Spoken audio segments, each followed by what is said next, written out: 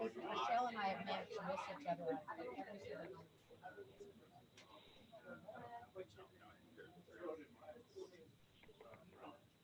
I was her original recommender to go on the board of the Alumni Association, whatever, 20 years ago. A long time, maybe not 20, she probably only graduated 20 years ago, but a long time. And look at where she is now. She has been there. No, she was always a kid, the perfect kid. Oh, sure. I don't know why you try to say. Like through the board.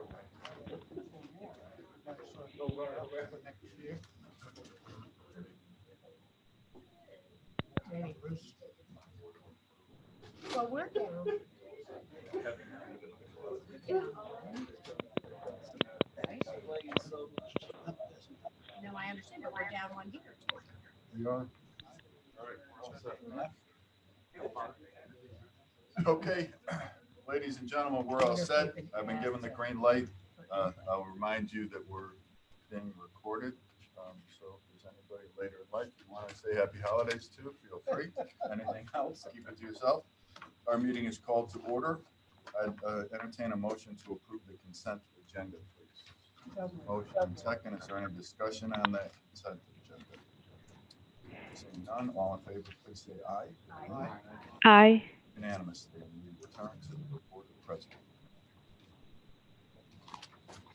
Thank you. Thank you, Michael, and thank you to all. Thank you for being here. We appreciate it as always, and thank you for your leadership in this council. Let me just highlight a few things, and for those that participated yesterday in the President's Council, my apologies, but those will be repetitions. You can always verify if I say the same thing or I contradict myself. So that's always good. But we did send to you, as always, that we sort of form part of the report. You've gotten a written report from me with some updates regarding what's been happening at the university. Let me just highlight a few issues that were not included in the report. As you may already know, a few weeks ago, under the leadership of the College Emergency Preparedness, Homeland Security, Cybersecurity, as well as Student Affairs, and with the support of Finance and Administration, we inaugurated or launched our esports program here at the university. We actually have 75 students that form part of the program, and so there's I think there were about 175. Is it?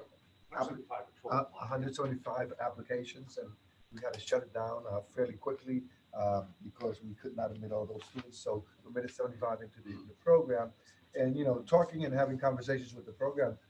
This is not really, although it is about video games, it's really about the partnerships and the teamwork that students form as part of this process. And so engaging students, having them being part of a community, having them identify with the university and with this program is critically important for us as we think about recruitment and retention issues here at the university.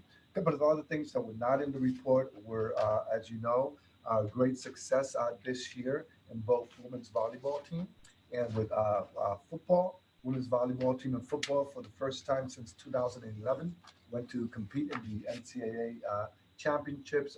The women went and confronted the Longhorns, UT Austin, and although they did not win that game, they did very, very well, and they made history here at the university. Same thing is true with the men's football team, who made it into the NCAA. Were part of the championship games. They played with Central Connecticut here at New Albany, and they won that game. And then they went to Montana State to play against Montana, and they did a great effort again.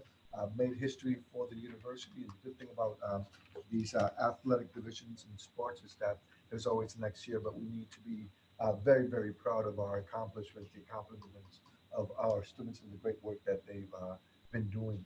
I just also want to highlight that although in the report we had a great visit by our chair of the Middle States Committee, and we'll hear a bit more about that Jason and Jeanette, who are both here to talk about Middle States.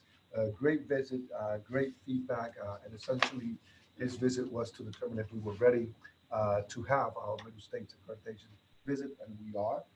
And you'll get some more feedback from Jeanette and Jason.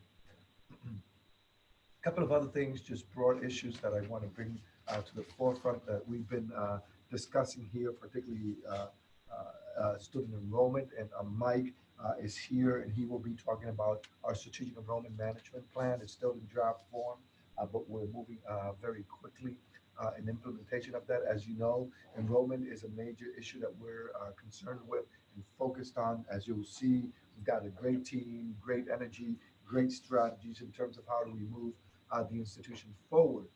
However, I wanted to highlight that this is a national issue, right? There was a national survey done among university presidents, so the presidents would highlight what are the most critical issues that they're confronting on a daily basis or looking into the future. 86% of the president's survey said that their number one issue was enrollment and competition for student populations across the country. I mean, so that 86% of those surveyed would converge on enrollment being their top issue is telling and also concern, right? And particularly for us here in the Northeast, as you already know, given the changing demographics, that is a critical issue. The other issues highlighted by the presidents, in addition to competition for student population, was our current business model, whether the current business model at institutions of higher education are sustainable, right? Are we really being nimble and effective and efficient in developing our budgets and responding to the realities that confront institutions of higher education? Third issue was the need for concise strategic planning and really focusing on the issues that we confront as institutions of higher education through our strategic planning process. Do we have the right priorities in place? Uh, what are the students coming to our institutions for? And there's a sort of sometimes major discrepancies in terms of what students expect to receive from institutions of higher education and what we as institutions of higher education see our roles as being, in addition to what is the role that employers and future employers see of us playing in educating our students and training the workforce as well. So that was another major issue. And the fourth issue was the issue of the ever-changing technology and how we, as institutions of higher education, adapt or don't adapt to changing technology, particularly as it refers to online education. The good news about all these issues is that we've been thinking about this for quite a while as an institution of higher education. And fortunately for us, many of these issues are embedded in our strategic plan and our core priorities. So these are issues that are at the front, at the center of what we do as institutions of higher education. But nevertheless, these are issues that we need to continue to grapple and focus on. And again, you'll hear a lot from Mike about our strategic enrollment management plan and what we're aiming to do in that particular area. The other issue that I wanted to briefly highlight, and I talk about it briefly in the report, are climate issues, right? And climate issues not only at the University at Albany, but across the state of New York and across the country. And you probably heard about some of the loudest sounding cases like Syracuse University or what happened in Buffalo, what happened in Binghamton. But we had a president's meeting the other day, SUNY president's meeting, and the chancellor had a panel, had 8 presidents, and had a student panel, and then had 8 presidents in another panel talking about these issues. And it's quite amazing what you have not heard about, what we have not heard about. The issues that you've heard from Syracuse and Binghamton and Stony Brook, and more recently at U Albany, are really the tip of the iceberg in terms of what's really happening across campuses and colleges in terms of issues related to campus climate and issues of diversity, equity, and inclusion. So this is a critical issue for us as an institution of higher education. As I was telling the President's Council yesterday, I think these issues will take a whole new form in 2020. I hope I am wrong, but I think that given what we're seeing today, these will continue to develop and grow. And as you all know, colleges and universities, college campuses tend to be the epicenter for when these issues come up, they blow up in colleges and campuses across the country, right? And so I anticipate that we'll see much more of that here at the university. We had two Hi, recent incidents. this is John Fallon. I just got brought on the call. An arrest at the campus center. A person who was not affiliated with the university, not a faculty, staff, or student. One of our employees called the police. They responded. The person provided incorrect information regarding their identity and other information. Eventually, the police decided to arrest the individual. JD, it seems like it's working. 7 police officers at the campus center. And of course, in the day of social media, a few seconds were recorded, and this just, blew up in social media. So we heard a lot about this particular situation. As a consequence of that, the student association organized a forum. It was a forum that took place in the campus center from 11 to 4. And 11 to 4 because they wanted it to be a rotating forum. So as students have classes, they go to classes. Students that don't have classes come to the forum, and a lot of students participated in this forum. We made sure that we had adequate representation from the entire administration because we wanted to hear the students and their concerns. So UPD was there representing UPD, many vice presidents, associate vice presidents, deans, and others were there listening to the students' concerns. And there were a lot of issues that were raised at that forum, many not at all related to UPD.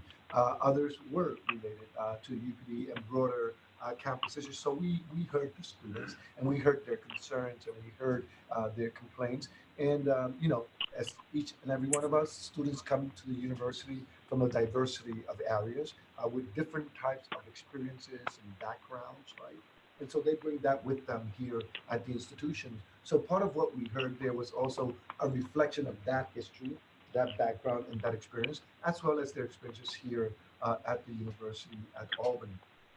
After that meeting, we established a group here at the university, academic affairs, student affairs, and others, who are working with a number of student leaders to hear their concerns, address their concerns, and we're in the process of now responding to a number of those concerns. I've met with the student association to discuss a number of issues, and we're moving forward. And so we're taking this very seriously because we're concerned about campus climate. We want everybody to feel welcome at the university. We want everybody to feel safe at the university, faculty, staff, students, and visitors. So we're having ongoing conversations about this. In the meantime, UPD, University Police Department, they reviewed, as they always do, the arrest to see if they followed procedure, if they followed the established policies and best practices. And after the review, they did indeed confirm that they did follow policies and procedures. But we also have an independent review committee. It's an institution-wide committee that is composed of faculty, staff, and students, or at least one student, right? One student. One undergraduate student and one graduate. Okay, so the independent review committee reviewed the arrest as well, and they endorsed what UPD found. We followed all policies, procedures, guidelines of concern there regarding the arrest, which obviously makes us feel very good. And so, but before we released the report, we had Todd Foreman and I think the chief of police as well, among others, met with a group of student leaders and discussed the findings with the student leaders because before we sent out a communication to the university-wide community, we wanted to make sure that the student leaders that were engaged, actively engaged in the process, that they heard from the chief, they heard from Todd, and they were provided additional information that was not available to the general university.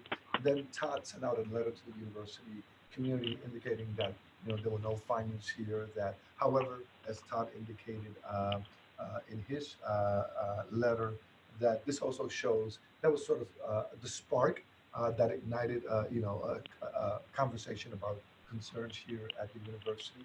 But that we're very committed to this. I also, a couple of weeks ago, I think it was, Mike, I met with the Student Association and I also talked to them about the findings of the report, I didn't get any questions on this. And so the goal is that we'll continue to move forward. There was also another incident that there was some awful, you know, language, if you will, unacceptable language on the campus center by the tower, the large fountain. And there was a peace rally, again, by some of our students and community members. And they really called this a peace rally, right? So it's a rally for peace, for love, for bringing the communities together, which was fantastic. And again, I and a couple of other people, including the vice president for student affairs, we met with a group of representing different Jewish organizations here on campus and some other staff folks. Had a great conversation about the issue that transpired and what we are going to do moving forward as an institution. So again, these are critical issues for the university. We're trying to be proactive in this regard. We also understand that institutions of higher education such as ours are a microcosm of society, right?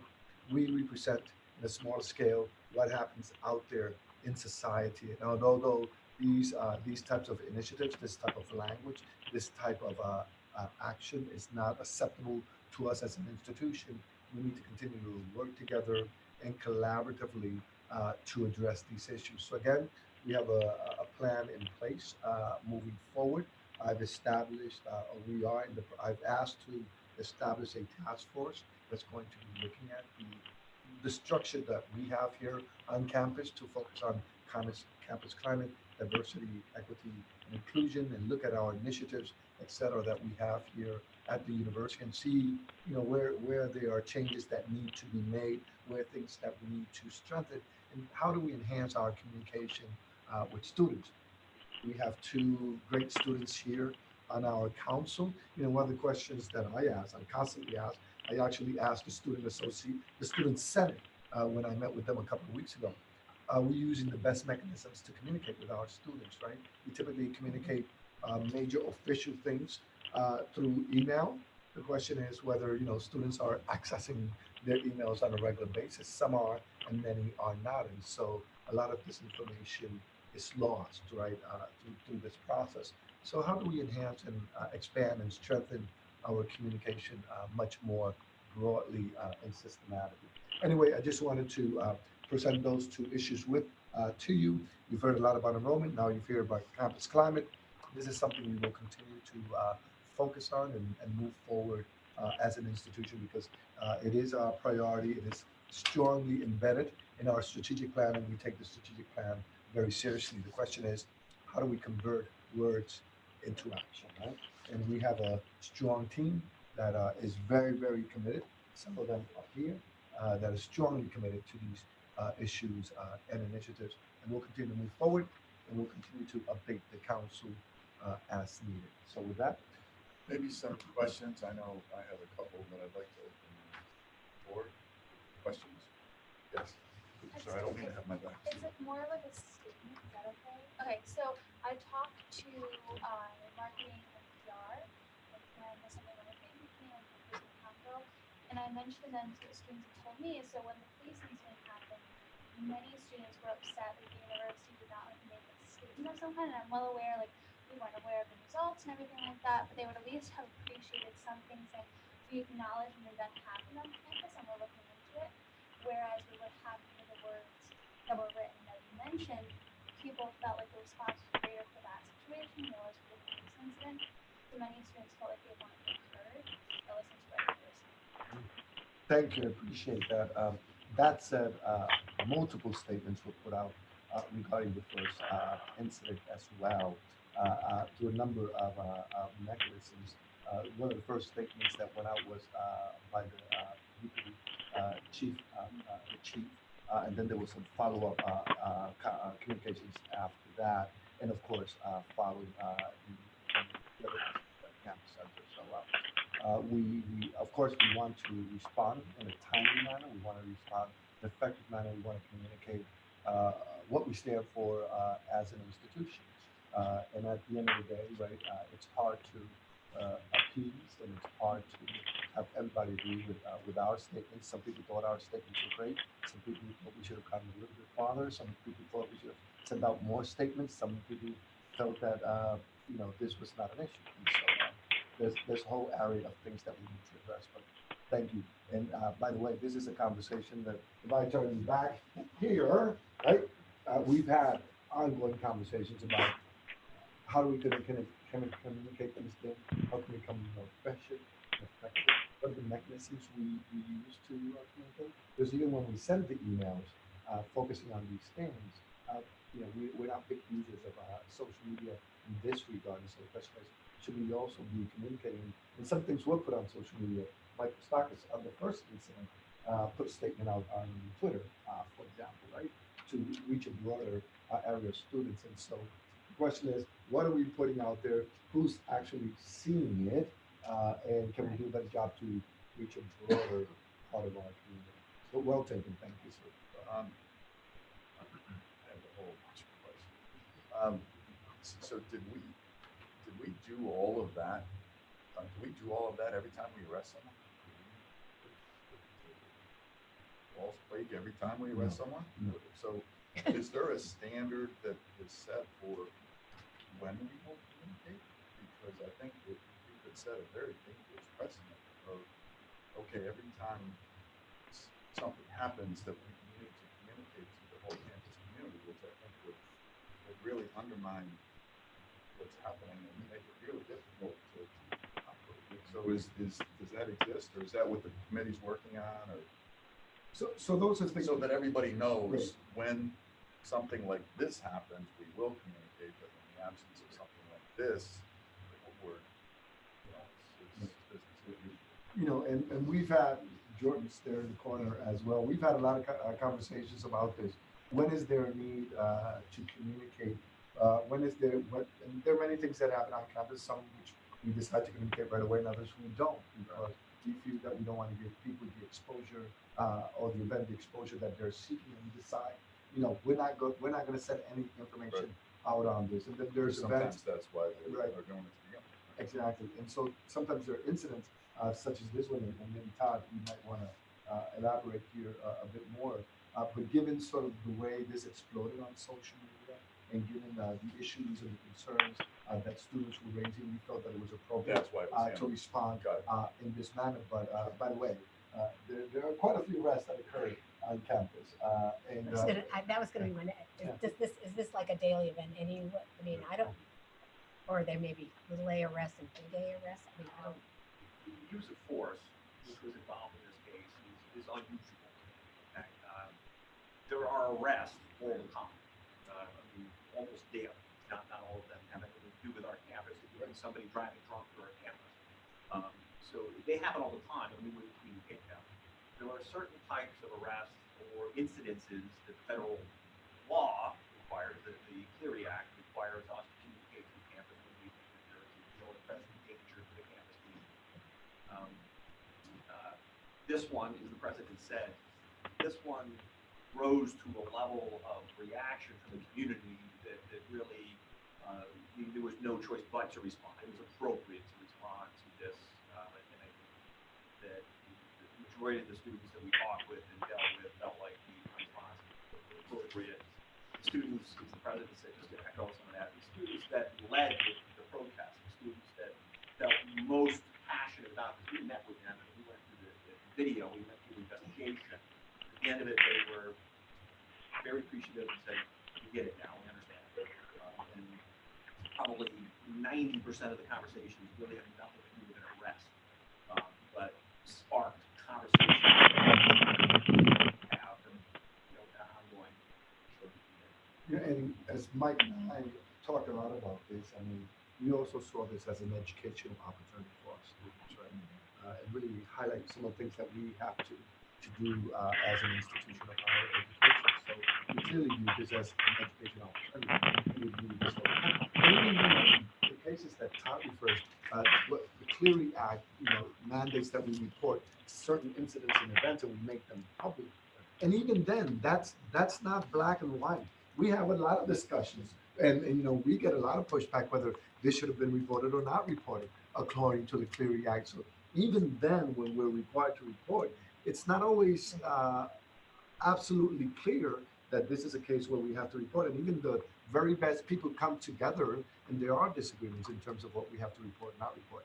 However, let me just go back to the students, because one of the things that these two incidences show regarding our students was a high degree of leadership, right? I mean, these were not students who were coming to bang on the doors and complain about X, Y, or Z. These were students that organized, that took a leadership role, that brought students together and were very clear. This is an opportunity for you to express your ideas, for you to express your concerns, to have conversations with the administration at our university. So I was truly inspired by the role that our students took and the leadership that emerged out of it. And at the end of the day, you say, we as institutions of higher education are successful if we can develop critical thinkers, if we can develop leaders, right, that are able to deal with these constant issues. And our students clearly showed on both events that they are leaders and that what they were looking for was the betterment of the institution. And I think that's important to highlight. Third question. One other quickly. You mentioned 86%.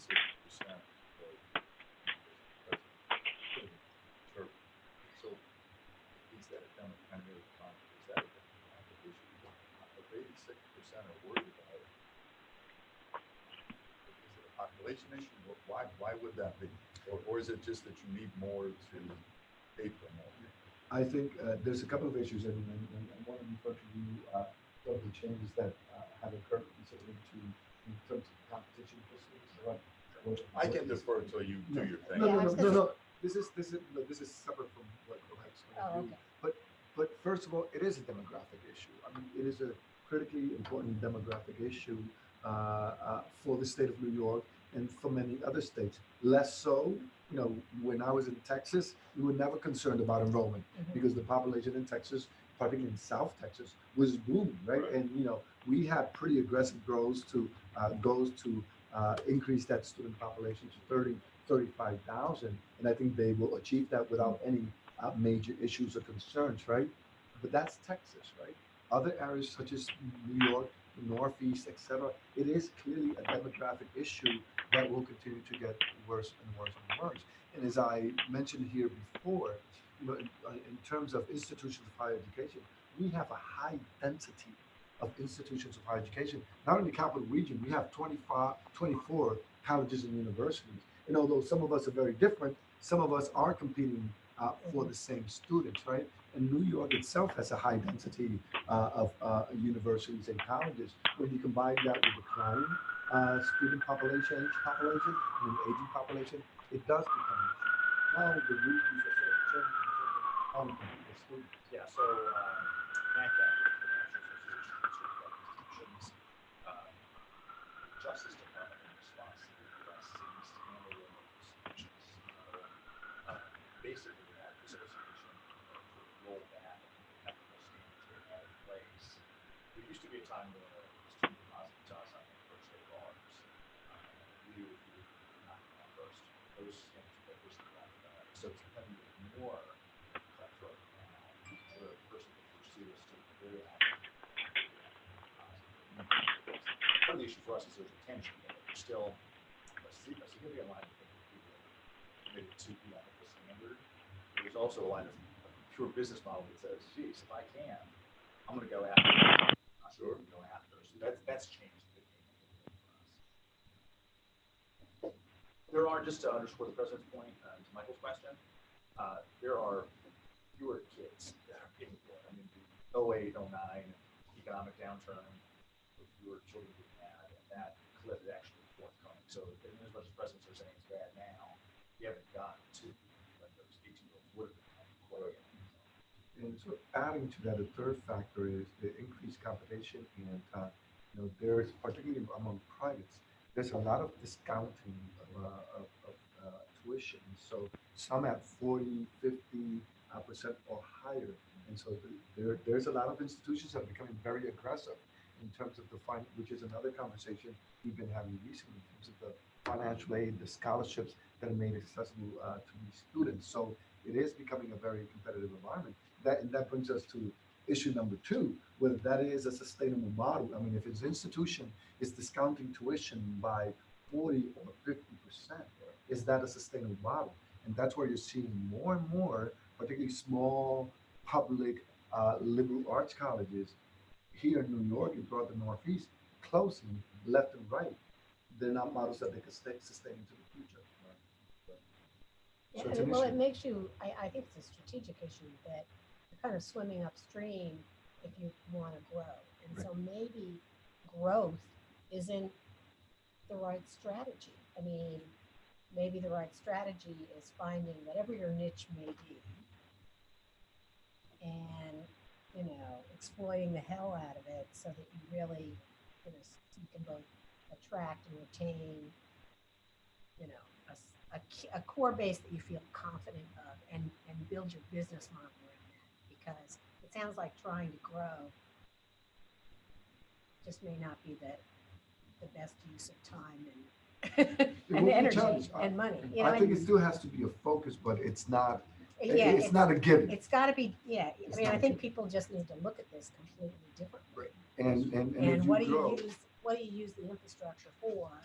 And how is it best used? I think that's the key. I think that target has to go, and it already has, there are more things there, I'm saying, that you want to go away from the 18-year-old, right, and going to the 28-year-old, and 38-year-old, That's right. and the 48-year-old, that's right. who needs the stackable certification to be able to Certificate get that next job, programs, do the next thing. and I think that- retirees. You know, Right. we have these university days in New York, and they're well attended and well paid for. And you know, people go to university for a day or university for a week. I mean, it's amazing the crowds that turn out. So I think there's just a lot of different models. We have the infrastructure. Now what do we do? Yeah, and so, Pat, as you mentioned, the strategic and focused growth is going to be critically important because we see the trends nationwide, right? I'm looking Yeah. at these trends all the time, and there are disciplines and programs that continue to decline in terms of student enrollment, and you can't. Whatever you do, whatever you try to invest, these numbers are just not turning around, not for They're not us going to. and Yeah. not for anybody across the country. And so, how do you really? And this has been part of. Last month, I had my university fall address. This is part of the challenge that I presented to the university, right? Where is it that we're going to focus on? Where is it that we're going to grow? Continue to support the other areas that we need to support as an institution of higher education, but where is that growth going to take place, right? And what if we partnered with some of these other institutions that are facing some of the same problems, but they excel in niches that we don't excel in? And all right, it's all right. Anyway, yeah, well, no, I didn't. I couldn't pull it down on the. I have these are the old copies. Well, that's why I wanted to put it on the agenda because Great minds to collect. Huh? Great minds to collect. Yeah, what I've been puzzled about for some time is that many parts of this country is not moving to the technological age. It's still in an industrial age, and that's the killer. I look at Ohio going out to that's part of the country, and I'm trying to figure out how they're going to move, how they're going to keep pace, how they're going to be able to adjust, and how this is going to affect the whole country. And I think that what we're seeing now, as you see the markets move and so forth, I'm wondering where they're going to be in a year and a half from now. That's going to be quite a challenge. All right. Any Not other an easy questions? task. Madam President. Thank you. If not, let's move right into Middle States.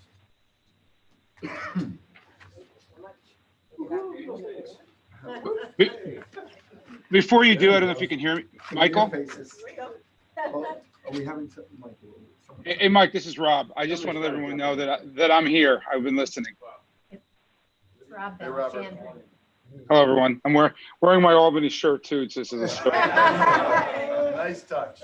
and you guys missed the earlier prop that I had. I had an old skeleton that I took from one of my colleagues' office, and that was propped up here. But I didn't come on in time, so I missed the joke, I guess. So. Yes. Okay. And John Fallon's on as well, but I'm actually wearing a UAlbany tie instead. Okay. Hey, John, thanks for joining. Hey. Yeah, no problem. Brownie points.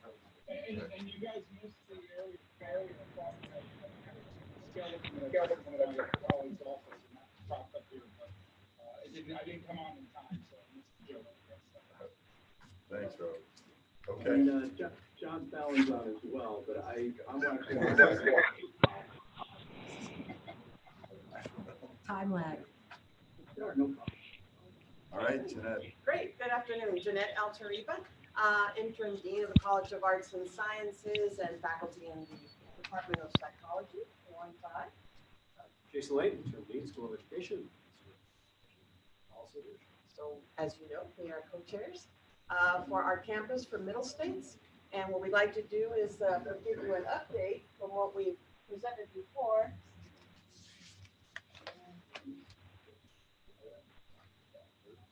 press down.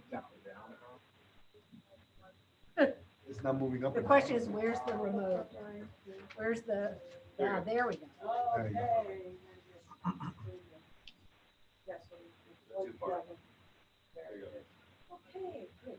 So we're here to update you, since we last saw you October 4th on the activities that we have been engaged in related to Middle States. Those of you know that we are undergoing accreditation. This is our year. We've been in preparation for the last couple of years with groups of faculty and staff and students preparing for our accreditation visit. And so we have had 3 different fora since we saw you last in October and updated you. We actually visited the different campuses. We made sure that people knew well in advance that we were going to hold these open sessions to talk about the process, the procedures, what we had put together to date on the self-study, answer any questions, and make sure that the campus was on board with how we were going to move forward with this Middle States endeavor and our self-study. Most of what we gathered in those fora was information that confirmed what we had in the report, which was made public on our website. As individuals had read that ahead of time, had a copy, and that was all accessible, all the information. A couple of questions that people had about the protocol and the procedures and where we were headed. And so today we wanted to talk to you a little bit about some self-study updates since we had these presentations, gathered information from the campus community. We gave them a certain amount of time. They were available. We were available to receive comments. They were able to submit those electronically as well. So putting that information together, we had presented our report, our draft of our report, to Philip Rouse, who is our external review team chair for Middle States. He is the provost and executive vice president at UMBC, University of Maryland, Baltimore County. So he came last Friday, and a couple of us, Bruce and Jason, myself, we had a dinner with him the night before on the 5th. And I have to say, personally, after I left that meal, I was very relieved after having met him because he was very personable, very knowledgeable, a really great guy. I don't know how many of you know Phil, but I just walked away and said, this is going to go well for us. And, you know, part of these review processes, you want to make sure that the individual reviewing you also have confidence in, they're focused, they're right on target, they have experience. And we couldn't have asked for a better leader or chair in Philip Rouse. So the following day, that Friday, then he came and met with various groups, and we'll tell you a little bit about that. And our position now is to incorporate into our report, our self-study, some suggestions that he made, and then follow up with presenting that final document in anticipation of the visit that's going to happen March 29th to April 1st. So at the end of our presentation today, Jason will tell you a little bit more about how we're preparing for that visit.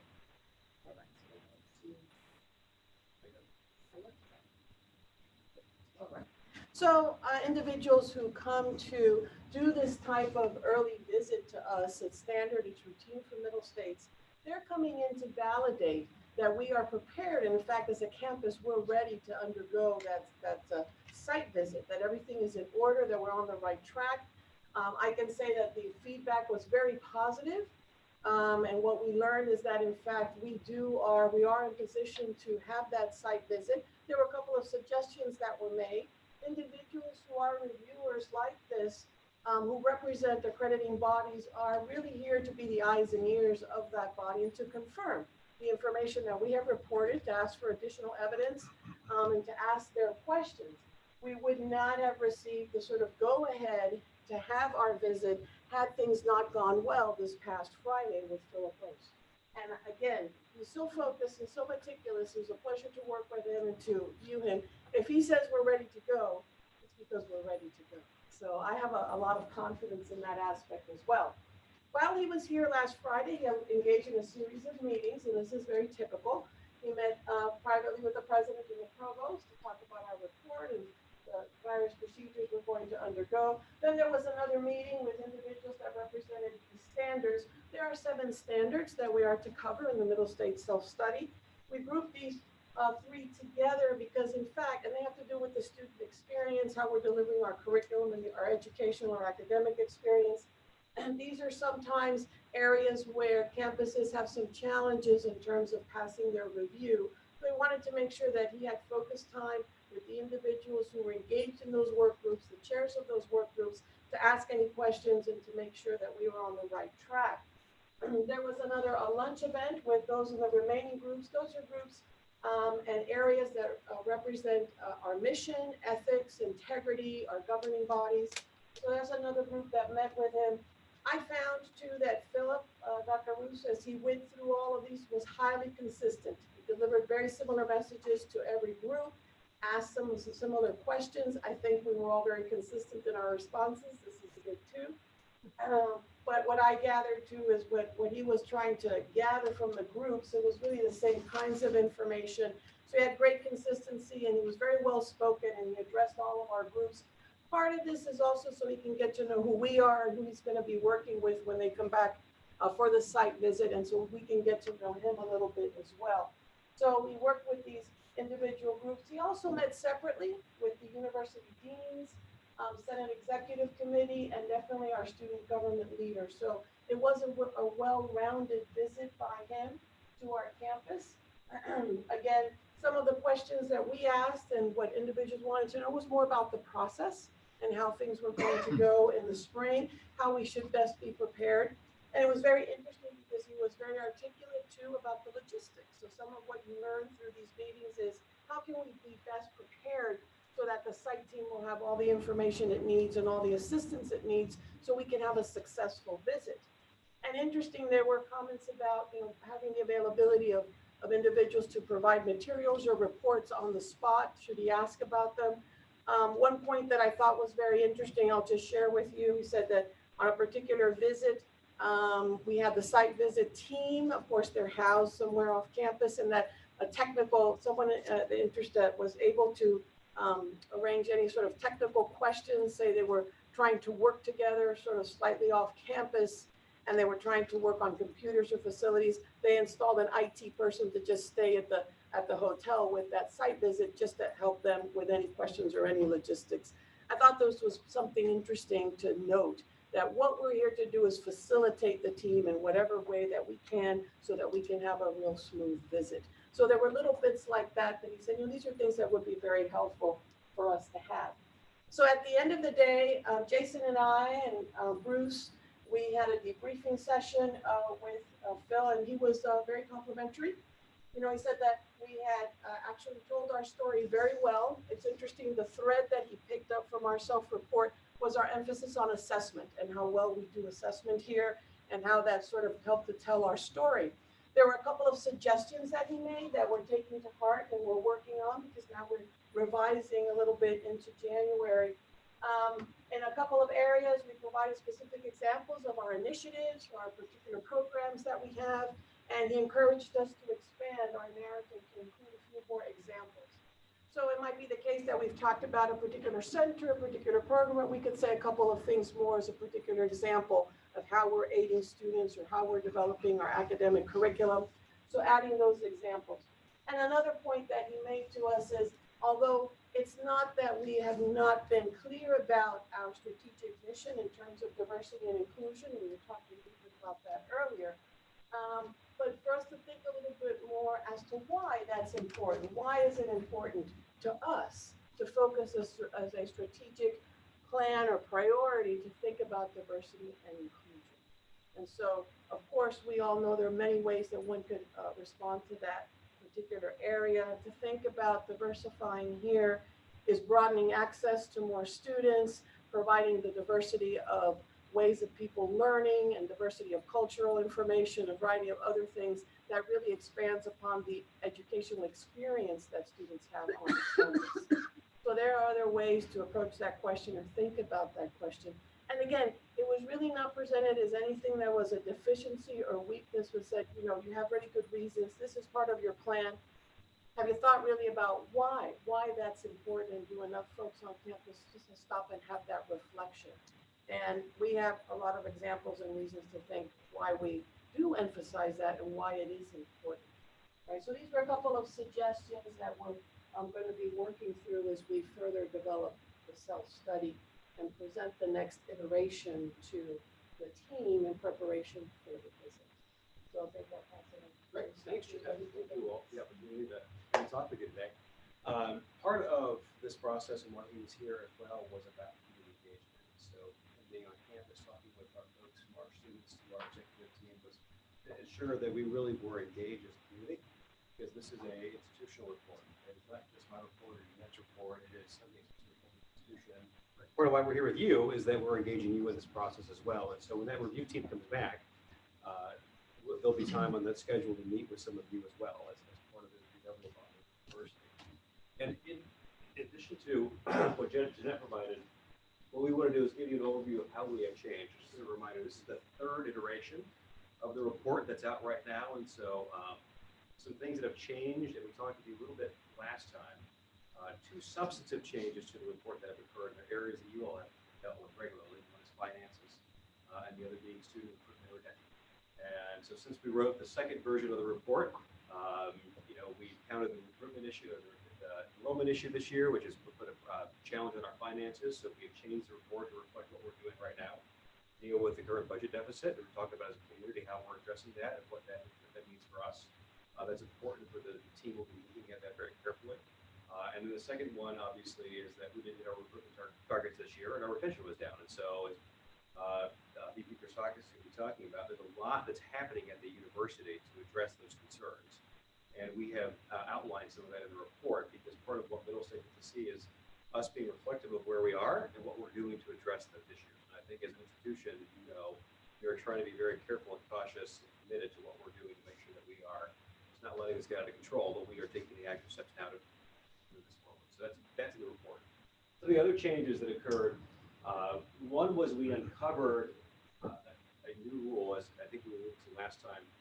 Middle States is in the process of revising their standard, and we're one of the first institutions to go through the revised standards. So they are still revising as we're going through this. So we're sort of continually catching up with them in some ways. A new standard that came out was identifying our institutional learning outcomes and making sure that we're assessing those. So as an institution, we do indeed have 4 institutional learning outcomes, which are listed up here. They are not listed up there. They are digital literacy. They are English. They are, no, I'm going to fail my exam. Critical thinking and oral discourse. Thank you. So these are skills that are embedded in the gen ed, but it's more than just gen ed. These are skills that are embedded across all of our curriculum, so that students are supposed to be exposed to them in the gen ed courses, but they're also embedded in each of the majors, so that they are reinforced throughout their entire academic career. And we are very much in the process of assessing those. The departments have all now submitted reports outlining how they're going to be assessing those general ed, or those institutional learning outcomes in their majors outside of the gen ed curriculum itself. And so part of a suggestion to ourselves is, okay, now we know that we have a way of assessing them, that we have to assess them. It makes sense. That's part of this process. So Rick Fogarty in undergraduate ed has been very, very thoughtful about working with departments on the space. So a suggestion to us is, all right, we now have the plan. We're going to implement this plan and move forward as an institution. A second one is, and this comes out of a conversation that we had with you all when we said, we need to be looking at how we're doing digital hardware replacements. And Michael, I think it may be you that talked about what about security issues, because technological security is so important. So we've gone back now and talked more with our IT team, and sort of we have raised this up to a suggestion to develop a strategic technology plan for the university that addresses the hardware replacement, addresses the cybersecurity issues, addresses sort of as an institution I think as the president alluded to, it's the top 5 of presidents, is this changing technological landscape. So it's really important that we are being thoughtful about how we are addressing that. So that's another suggestion that has changed since then. The website issue, you may have remembered that we talked about making sure the information is accurate. We are very much in the process of revising the website right now. A number of schools and colleges are online with a new website. The rest will be online by the end of this coming semester. But in that process, there are still a whole host of other pages beyond the academic core that has to be revised. And so making sure that we are remaining focused on this, that we're as an institution, this is so critically important, both as an information piece and attracting new students to us, but also in terms of an internal mechanism that we use to communicate ourselves. So making sure that we remain committed to the redevelopment of the website, but also that we have a process in place to make sure that information remains accurate. Part of what's happened over the last decade is the website has sort of continued to evolve on its own without much monitoring. That's part of what we're dealing with. There's something like, I don't know, like 40,000 websites that we have, at these individual pages. We are doing a better job now. I know it's pretty incredible. And as those pages, they get out of date when nobody's monitoring to make sure the information is accurate. So one policy says one thing on one page, but we haven't updated on another page.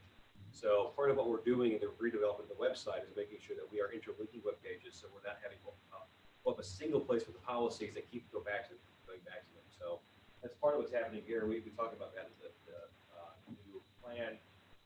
And then making sure that we're following through on measuring our strategic goal attainment. This is something that Rouse brought up as well, that we do have our strategic goals. I think it's pretty clear when he talks to groups that we all know them pretty well. We know our 5 priorities. We have been in the process of developing metrics to track those, but then making sure that we're moving forward and actually tracking them and using that data that we are uncovering to feed back into the institution so that we're continuously improving. I think as the president has said, part of what we're trying to also do is talk about this from a position of strength.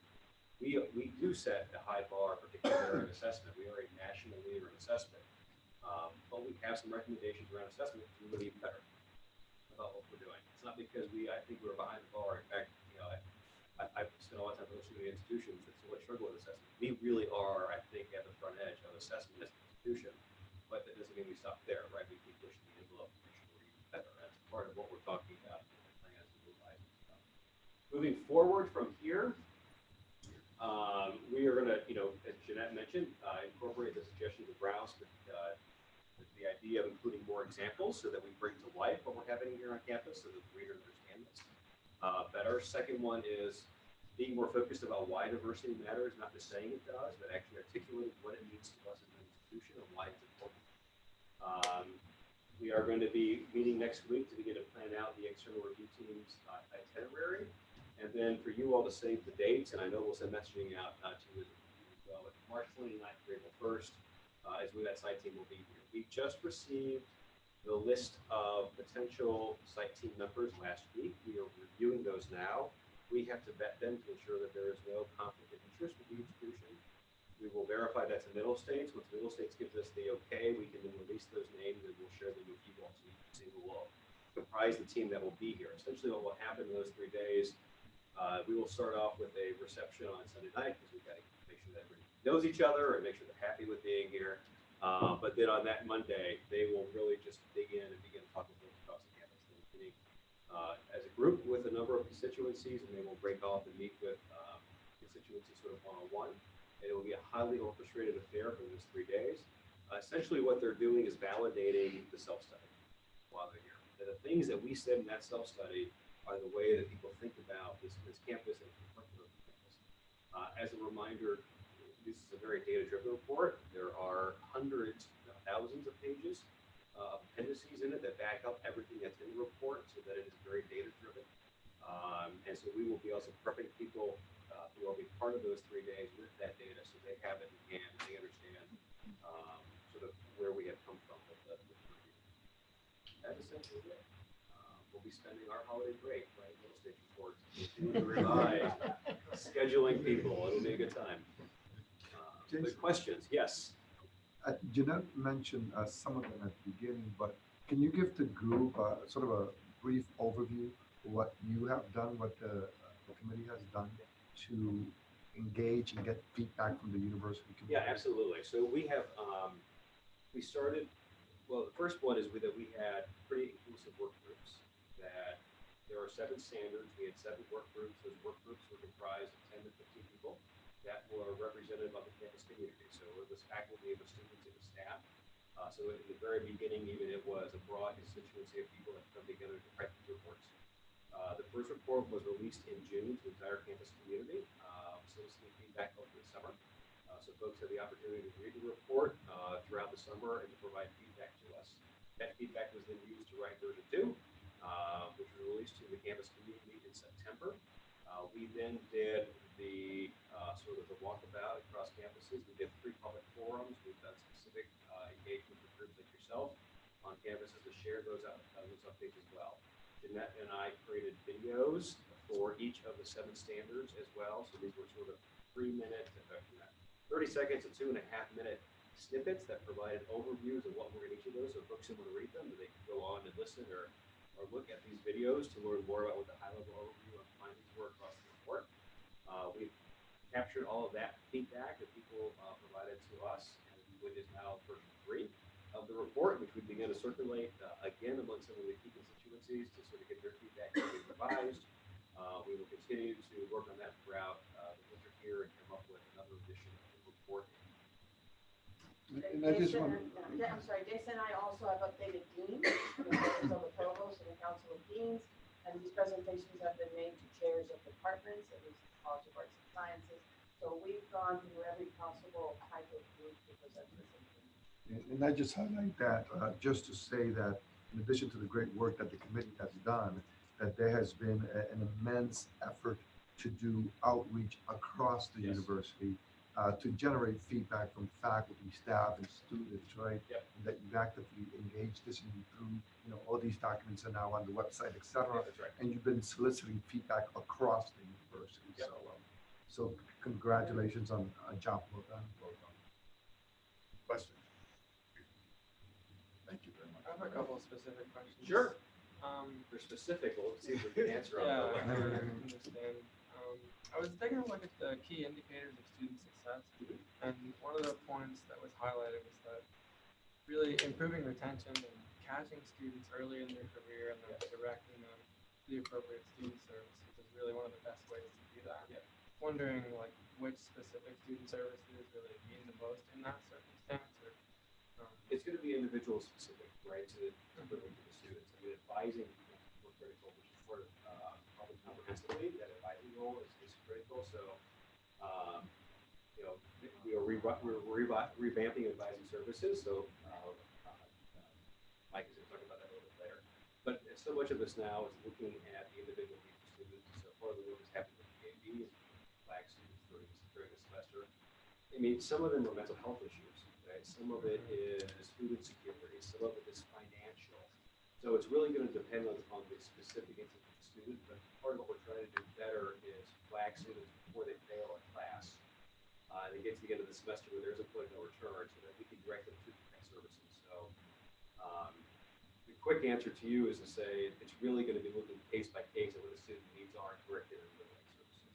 And part of what's happening too is, I think through CARES, the idea is to sort of get a group of people that are comprehensively looking at these situations as well, that come from these various groups. So it's there collectively trying to put sort of a wraparound safety net. Does that help?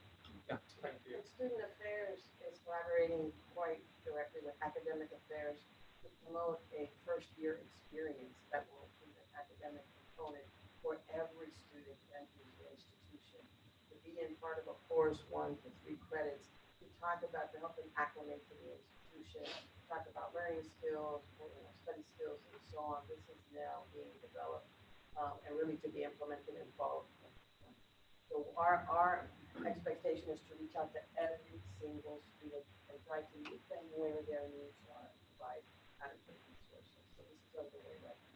So now we have to put it still in the top 600. That's part of your thing. If I can make a comment on this question, and Yeah. maybe you already do this, but one of the things that we're going to do, we do anything in that core that you're talking about implementing with respect to financial and technological literacy. Yeah, so digital literacy is actually one of those 4 areas that are in it. So it is very much part of institutional priorities. well, the technological literacy I'm talking about is living in the real world. So, Yep. so the threats that are out there and Yep. dealing with that piece of the world. Yep. So, and again, I'm It's a sure you good- guys have it covered, but it's just one of those things that we find over and over again. In fact, with the students, with the UAlbany students that we deal with, where they are victimized by phishing attacks over and over and over again.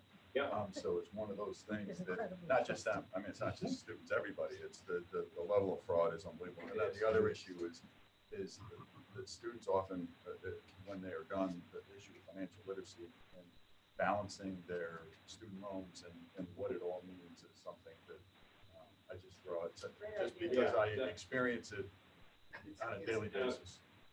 And it's not, I think you should go at the beginning. Right. Let's put him up at the beginning. but it's not, but an important question, but it's not just at the end when they're done. A lot of our students need assistance and guidance now with Right. financial literacy, because it's the same stuff that they will have once they graduate, paying a bill, due dates, deadlines, Right. loans, and those things. So we are focused on that. There is a SUNY Smart Track that was developed about 5 or 6 years ago, specifically developed for its purpose was to provide students with a financial literacy education. And so we have been adopting that more on campus, and trying to get more of our students right to use Smart Track and understand that as a way to provide more literacy. That said, a lot more needs to be done. As we are rolling out the first year experience, I think a lot of these things are going to be part of that first year experience. It's about sort of study skills, what does it mean to be on campus? How do you deal with financial issues here on campus? And I think the technological realities that you're talking about are probably something we should discuss too, about how we incorporate that in. And just one example, to put a real fine point on this, reading day was Tuesday. Our financial aid counselors went out on campus with our academic advisors together, and done it together, because we recognize that our students in particular, if they can't register for a class, and like this, we have an issue of financial literacy. One of my other recommendations of the report now is going to be making sure that these doors are locked.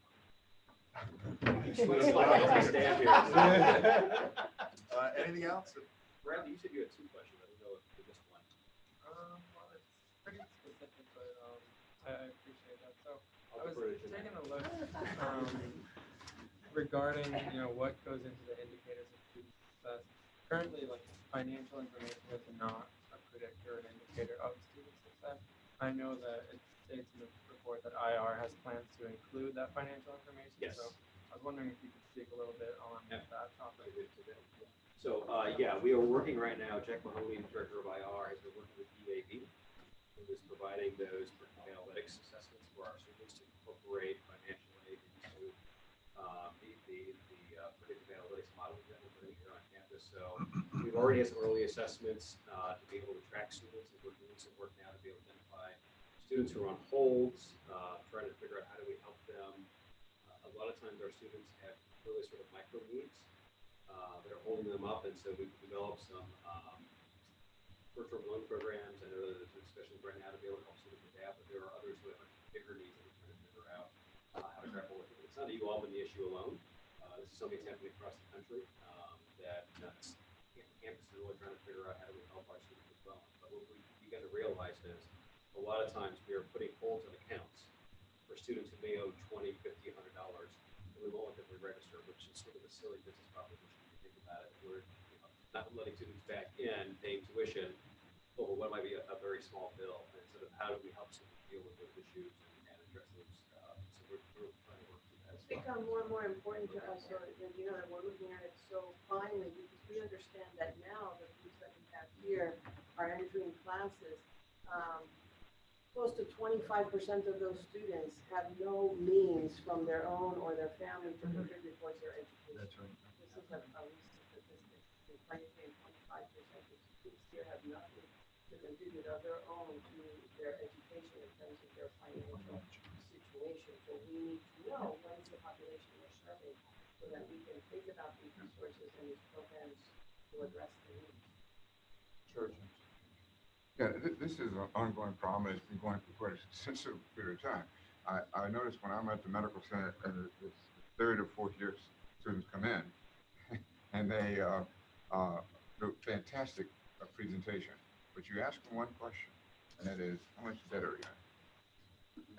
and you can see the change in them. And it's critical because this goes on for years. Same thing when our son was at the University of Chicago.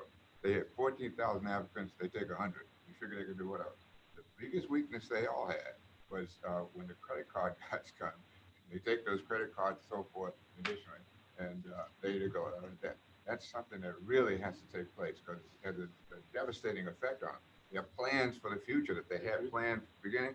This all has to change now because of this lack of understanding of money management. It's critical. But you know, that's why I wanted us to talk about the food situation too, because it's all interconnected. And one of the problems too is I think the numbers on food insecurity are just as high as obviously, if not higher in some cases. And it's undergrad, graduate. I mean, in fact, it may be worse sometimes for graduate students who have families. And, you know, this is a time when people's brains are still developing. If they're malnourished, I mean, we're not doing ourselves a service to to allow that. So it's all interconnected, the cost, the full cost, if you will, of an education. And I think it's critically important that we talk about this. Going back to the numbers that Jeanette mentioned, in context of what you're saying, you know, we take great pride, as we should, that we are one of the most diverse research-one institutions in the country.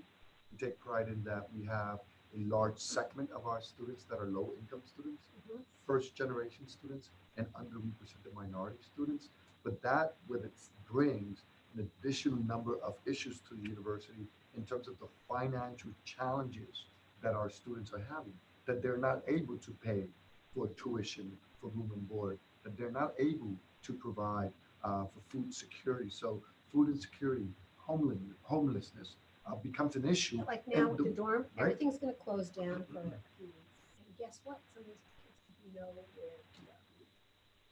Well, we I mean, change some of you that. see that them, now. We're you see them changing that. stockpiling bagels or something. We don't close. We don't close. Okay, We good. don't force But you know that, but conceptually, I mean, a lot of, like, But you're right. it's crazy. You know, the dining hall's closed and Grace had a question. Yeah. Hi, so one of the suggestions was around first year inclusion. So when I was looking through the report, I have like specific page numbers, like it's probably, yeah, it's like really long, like all my list of like things I noticed that I want to point out. But I'm gonna focus most of them on first year inclusion because when I've talked to students about this topic specifically, many have mentioned how in terms of classes and that type of thing, how they don't necessarily feel like safe in their classes sometimes, and how that ties in with human resources because they feel as if, and I've gone through the process of reporting discrimination at the university, that it's not as easy as it would seem to be. It's very, I don't want to use threatening, but I can't think of like a better word at the moment, but it's difficult for students to do, and they feel like they're not being taken seriously. So my concern is around a lot of that, and especially with representation, because CAP specifically, for students who go for counseling, there's only one Black counselor that we have, and there's many students of color on our campus. And if they can't go to talk to somebody who maybe can at least sort of understand their experience, it makes it hard for them to talk about what's going on in their lives, especially with the 3-week wait time, which can sometimes be more as well. And we talked about enrollment, the president brought it up. I feel like that has a lot to do with internationalization, which is one of the key elements of the university. And I feel we lose international talent due to the fact that many international students can't work off campus. And when they can't work off campus, they have to heavily rely to work for the school.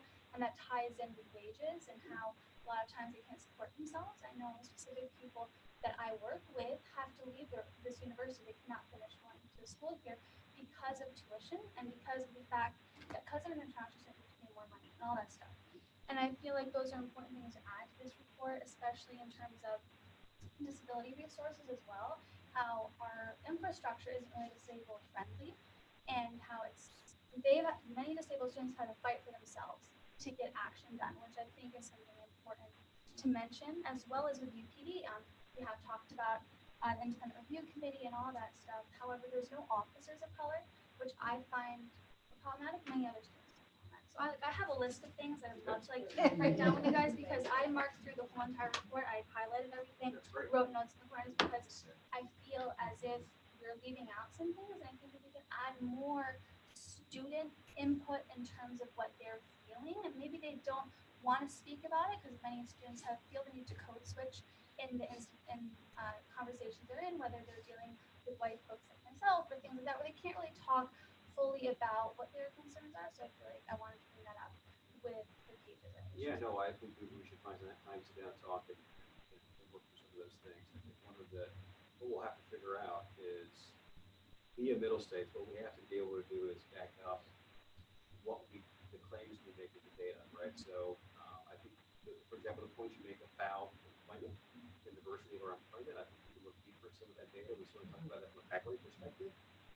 Some of the other sort of feelings that students have on campus, we'll have to sort of think about how do we nuance that a little bit in this report so that we can provide appropriate data to back it up. So we aren't just representing the voice of a few. We're going to make sure we're representing Yeah, the business. But I think I love the points you raise are very good points. With that being said, I just wanted to touch back on the UPD issue because I have some student groups on campus conducted their own survey about UPD relationships, Yep. and they found distinctly different numbers than what the university found.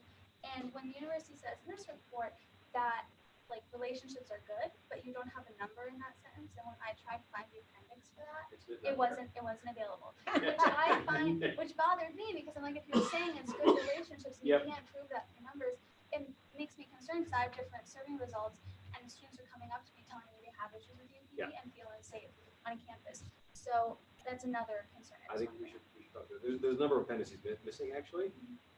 We're still working through that because getting all the data is pretty complex. But I agree with you, that is an issue, and we will get the data to you.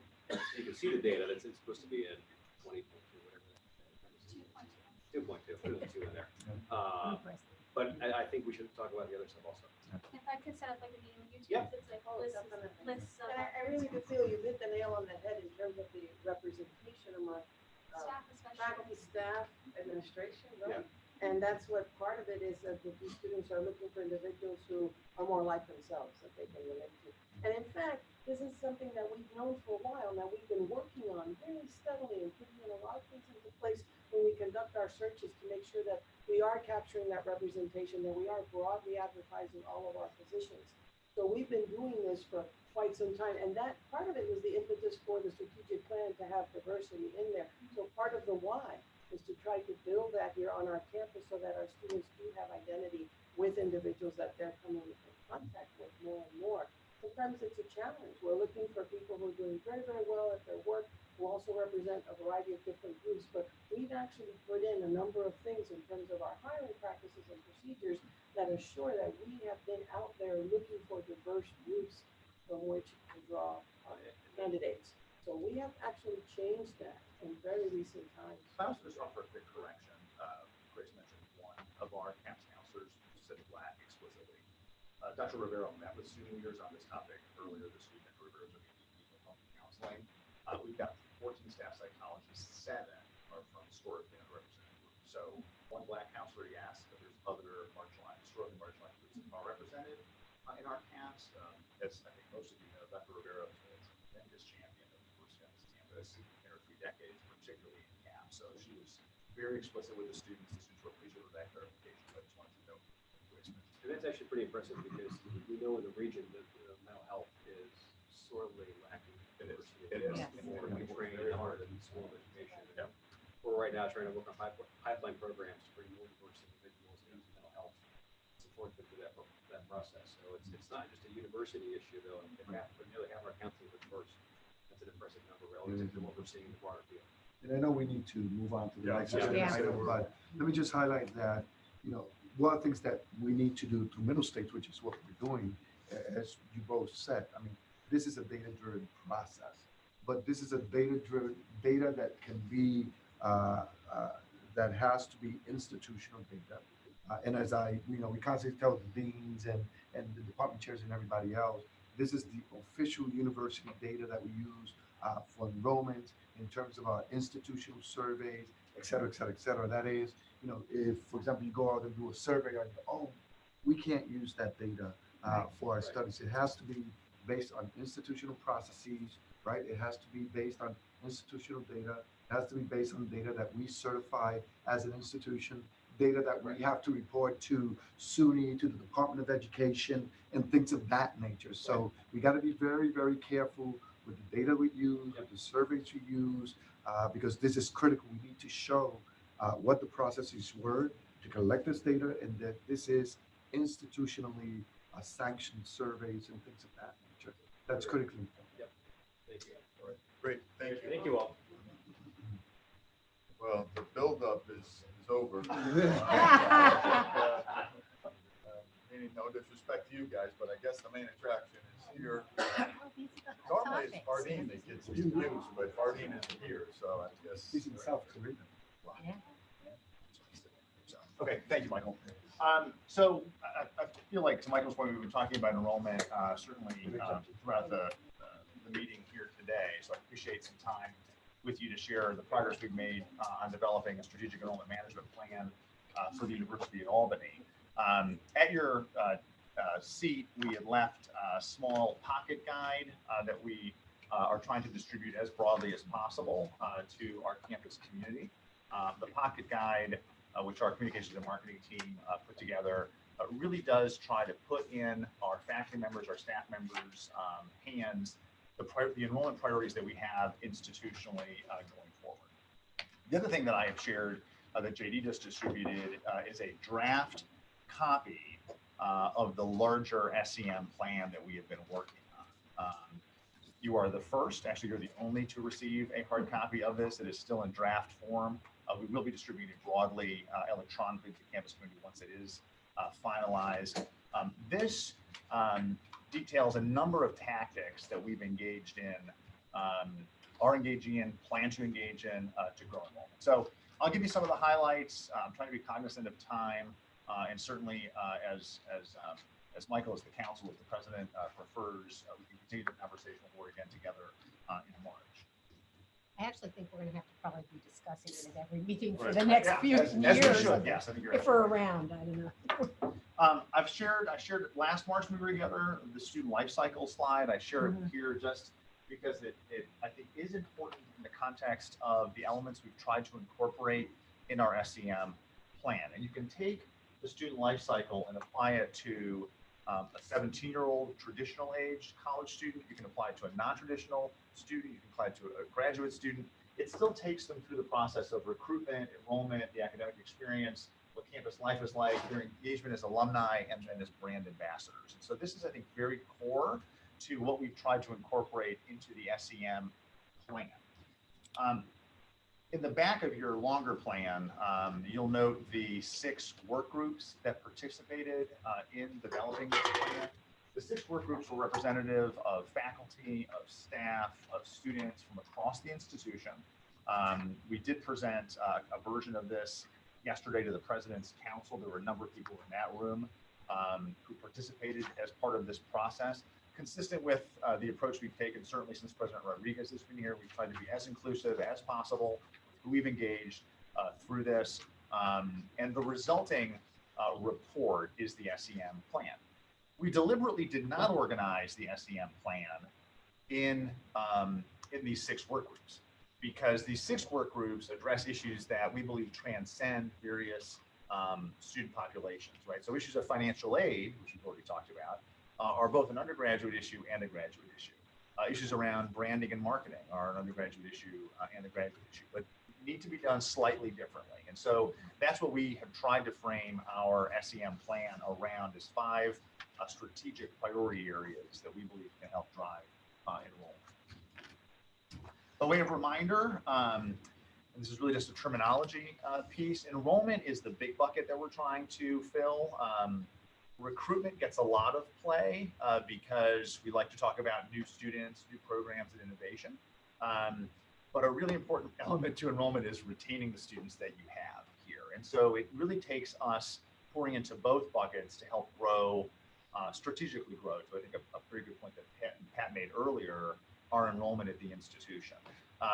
We have certainly in recent years had challenges in this space, both in recruitment, new to program students, as well as retention.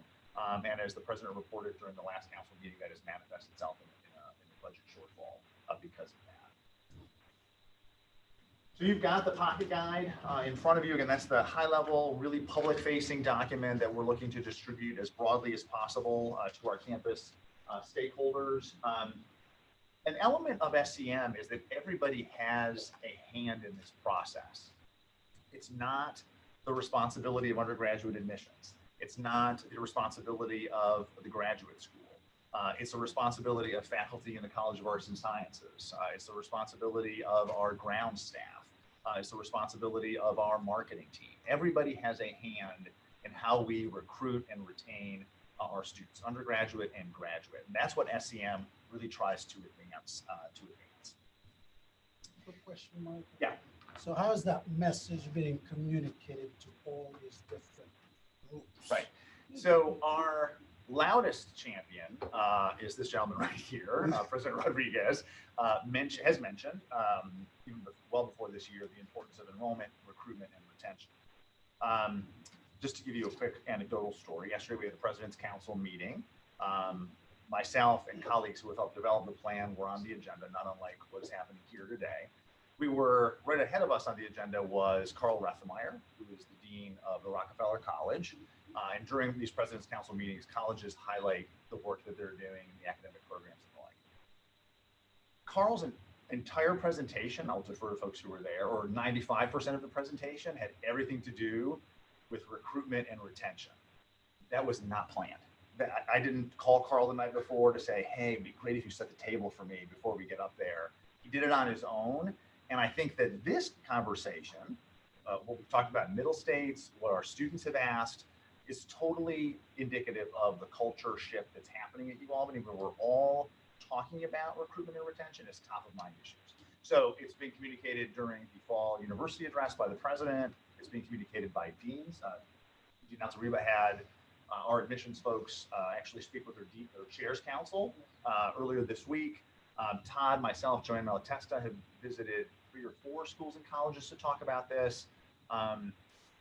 Just a couple of examples, but it is a top of mind issue for virtually. I can't imagine you walk around campus right now and encounter anybody that doesn't believe that there is some role they play in enrollment. Let me just give you another example, which is an email that Mike sent me today. Our band director was in Montana with part of our band, and they just did amazing, and they were competing against, what was it, 180 students or so from the other band, and they just did a spectacular job. We have about 15. We had about, exactly. And what I love They were about all trumpets.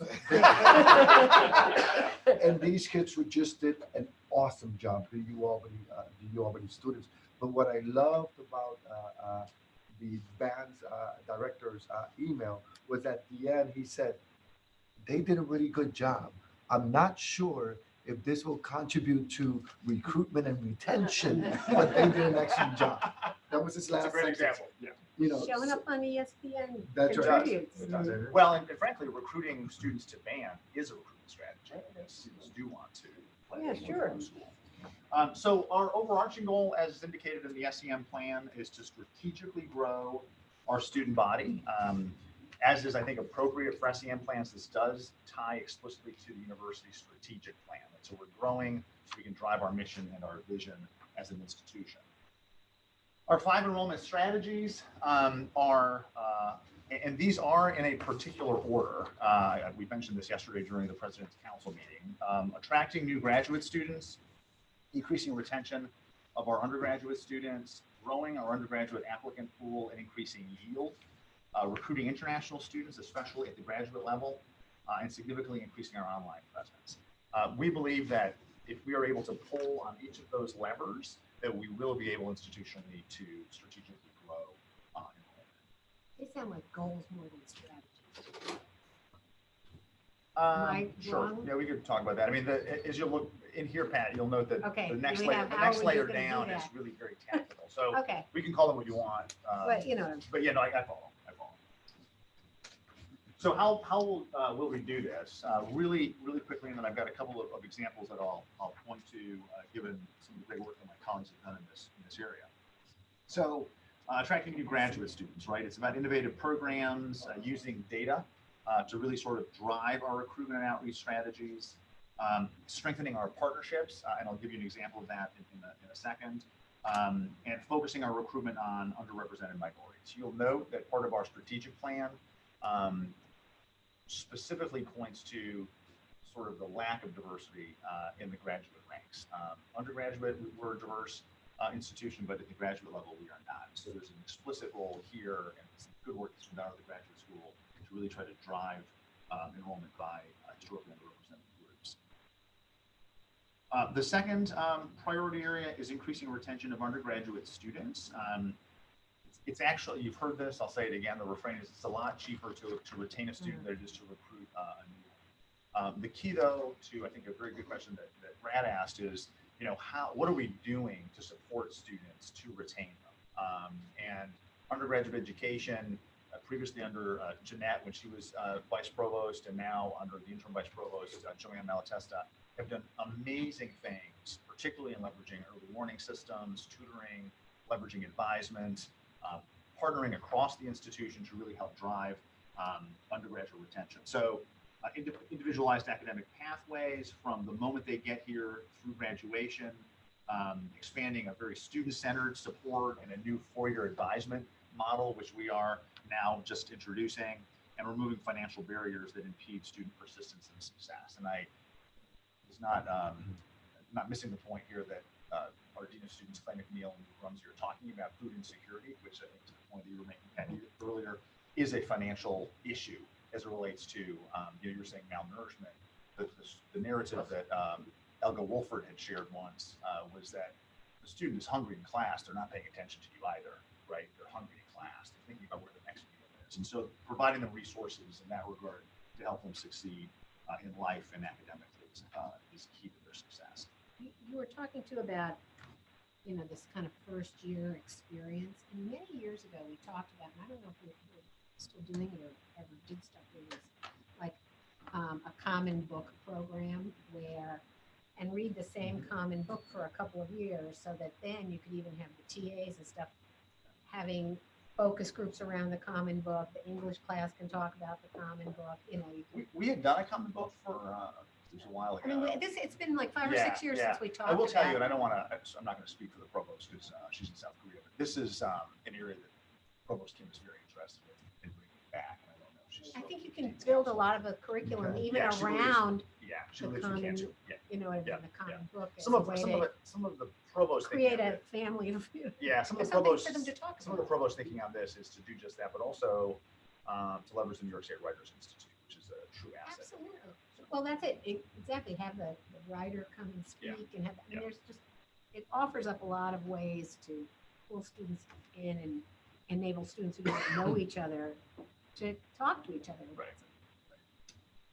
Or complain to each other. Right. The third area is growing our undergraduate applicant pool and increasing yield. So it's both getting applications up, but it's also then getting the students that we admit to come here. There's a little bit of a gap that exists there. So we're trying to leverage data more effectively.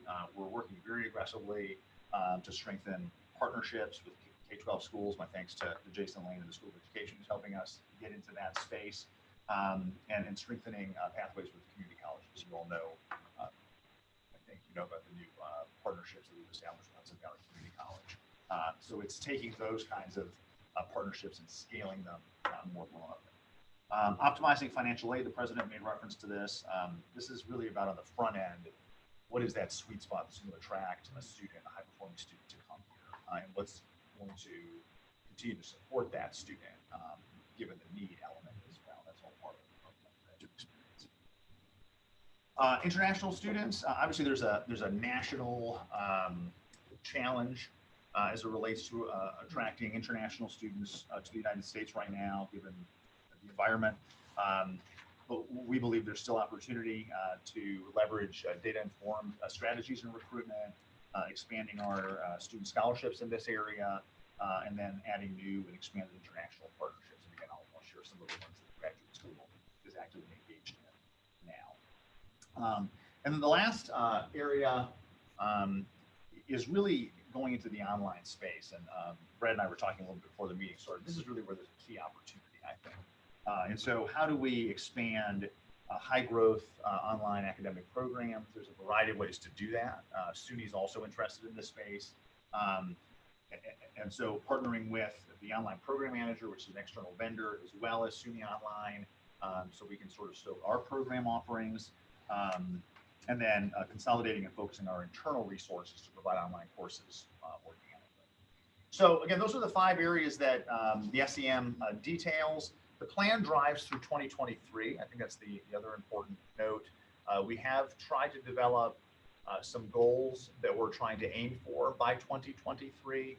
They're included in the long version of the plan that you're certainly welcome to look at and certainly follow up with us with any questions. So really quickly, because I think it's important just to give you a very brief flavor of some of the tactics that we've engaged in. Again, yesterday, as the president alluded to, myself, the dean of the graduate school, Kevin Williams, interim vice provost for undergraduate education, Joanne Malatesta, our associate vice president for student affairs, Ed Engelbride, and our new director of undergraduate admissions, Mike McCune, presented a lot of information. There was a number of you that were there about everything that we're doing to help realize the items that we detailed in the plan. I just took a couple of the items that my colleagues had shared just to share with you here today as examples. So in graduate recruitment, I detailed just a slide that Dean Williams had shared regarding combined programs. These are sort of the notion of how can we help other schools help us as well.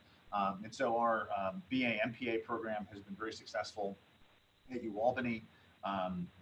We've expanded that to other SUNY colleges.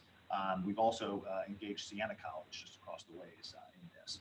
4+1 pathways with other SUNY colleges, including Canton, Cobleskill, in MS and MA programs. Again, an opportunity that would benefit them as we promote it and then ultimately benefit us.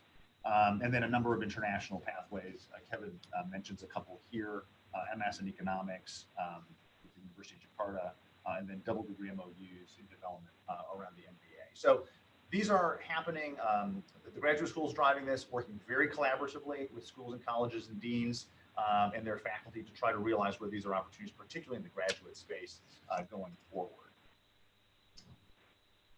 In the student success area, again, and there is a lot that is coming out of undergraduate education, the Academic Support Center, financial aid, and other areas to really help support students. The one I selected out of Dr. Malatesta's presentation had to do with leveraging the EAB platform. EAB is the analytics early warning system that we introduced 3 years ago. Just this year, we began, Dr. Malatesta under her leadership, introduced sort of interim progress reporting. So we've been doing this in pockets before. We've been doing it with athletes. I think EOP had been doing it, but I believe EOP had been doing it outside of the system. What we were able to do was actually try to scale this. And so for our first year students in particular, we engaged faculty members to do an interim evaluation of their students if they were considered at risk. And of the evaluations, 860 students this semester were identified at risk. We were able to engage in 860 interventions, right? So they may have included tutoring, that may have included financial assistance, whatever it was that caused a flag to go up for that student. But this is the kind of thing that speaks to the services that we can do to students, again, to Brad's point, that helps them succeed. And these are first year students. And then the last example is undergraduate recruitment. And so we've struggled a bit with our first-time full-time inquiries in New York State. And so again, our new director of admissions, Mike McCune, came in sort of July 1, very interested in turning around the number of applications, particularly from inside of New York State. So he ended up engaging in purchases, name buys, if you will. One of them was an advanced placement name buy, the AP exam, so high-performing students. The other name buy was the PSAT or SAT, just with the College Board. Through the name buy, we were able to engage an outside vendor to help us with online communications with the student, email communications. The student sets up a portal that is theirs that we communicate with them through. This is one of 29 emails that a student is going to be getting between now and when they're done applying. We've done 13 of those emails out of the 29. Again, this is a very aggressive campaign with students who, again, were on that name buy list. we are trying to, in collaboration with communication and marketing, really speak to our strengths, right? And so this email in particular speaks to our strength as a Research One university. What differentiates us from I don't know, a Geneseo as an example, and it's us being an R1. And so we call it out by name. We say as an AP student, you would benefit from being at a Research One university. This campaign actually has had some significant success. About 30% of the students that have applied to date are a direct match out of this campaign. And so, there's the early admission deadline, which was November 1st. We continue to take applications, but that 30% of the almost 50,000, the matches that were there have applied. And there was a high level of engagement that we've seen in this, almost 50% engaged in the search. And, this is all click-through rates and all that kind of stuff. This is an area that we've been in before. So this is a first foray for us to try to, again, we did the name by purchase, we want them to apply, and the next thing will be, how do we get them to yield in positive university? Any idea of what the incremental was?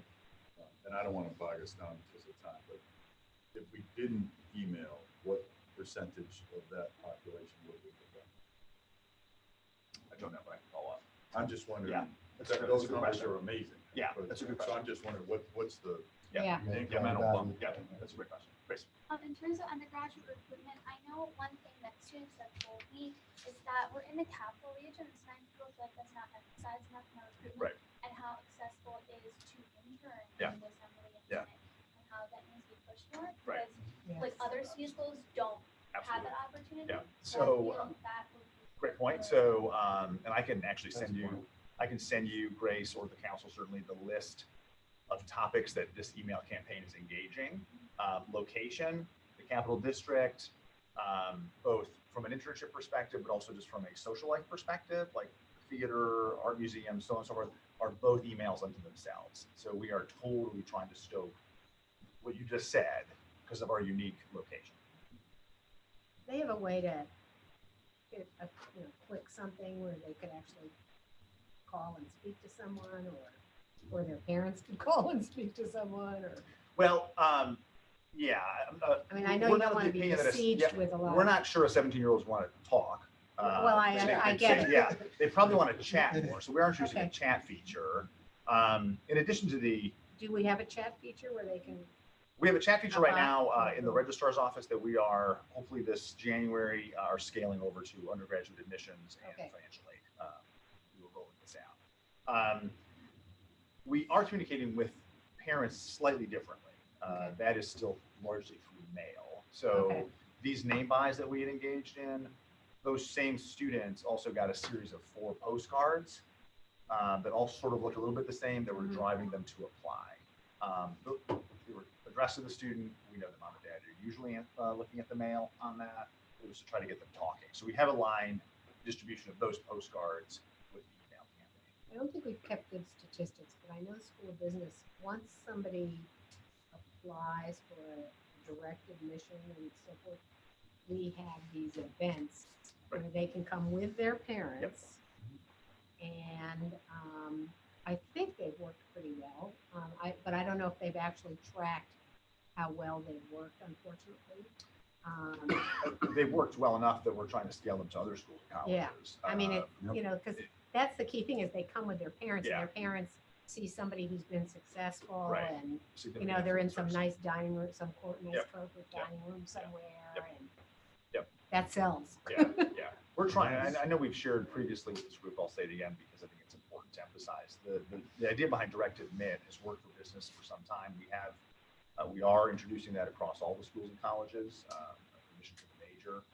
The provost, vice provost for undergraduate education are working on that. But an element to that, the important element to that, Pat, is that it gives us another opportunity to engage a student who is explicitly interested in college of arts and sciences, to hear Right. from deans, hear from a faculty member. which is Exactly, well, that's lacking my that direct point is admit. you get a You little miss it. more, It's more personalized, Yeah. right? right, Attention. right, They want right. that. You get them over that hump. and, Right. I mean, And that's where the any undergraduate, frivolous appliers. yeah, and that's where the don't show. undergraduate recruitment priority is really explicit in that it's growing applications.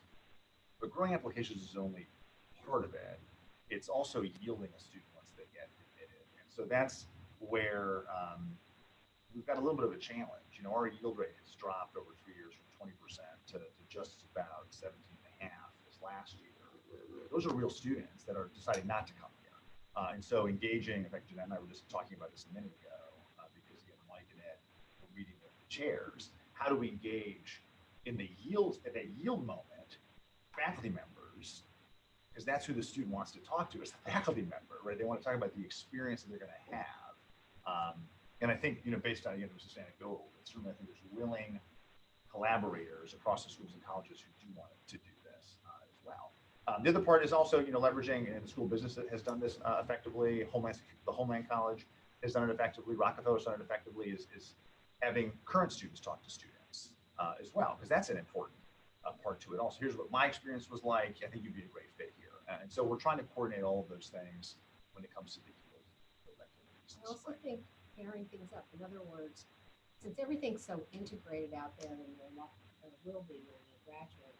If you had somebody from Homeland Security and maybe the chemistry department jointly doing something like this, so somebody knows they could come in and either major in one and minor in the other, but something like that, that to me is much more powerful than just meeting with somebody from some one discipline.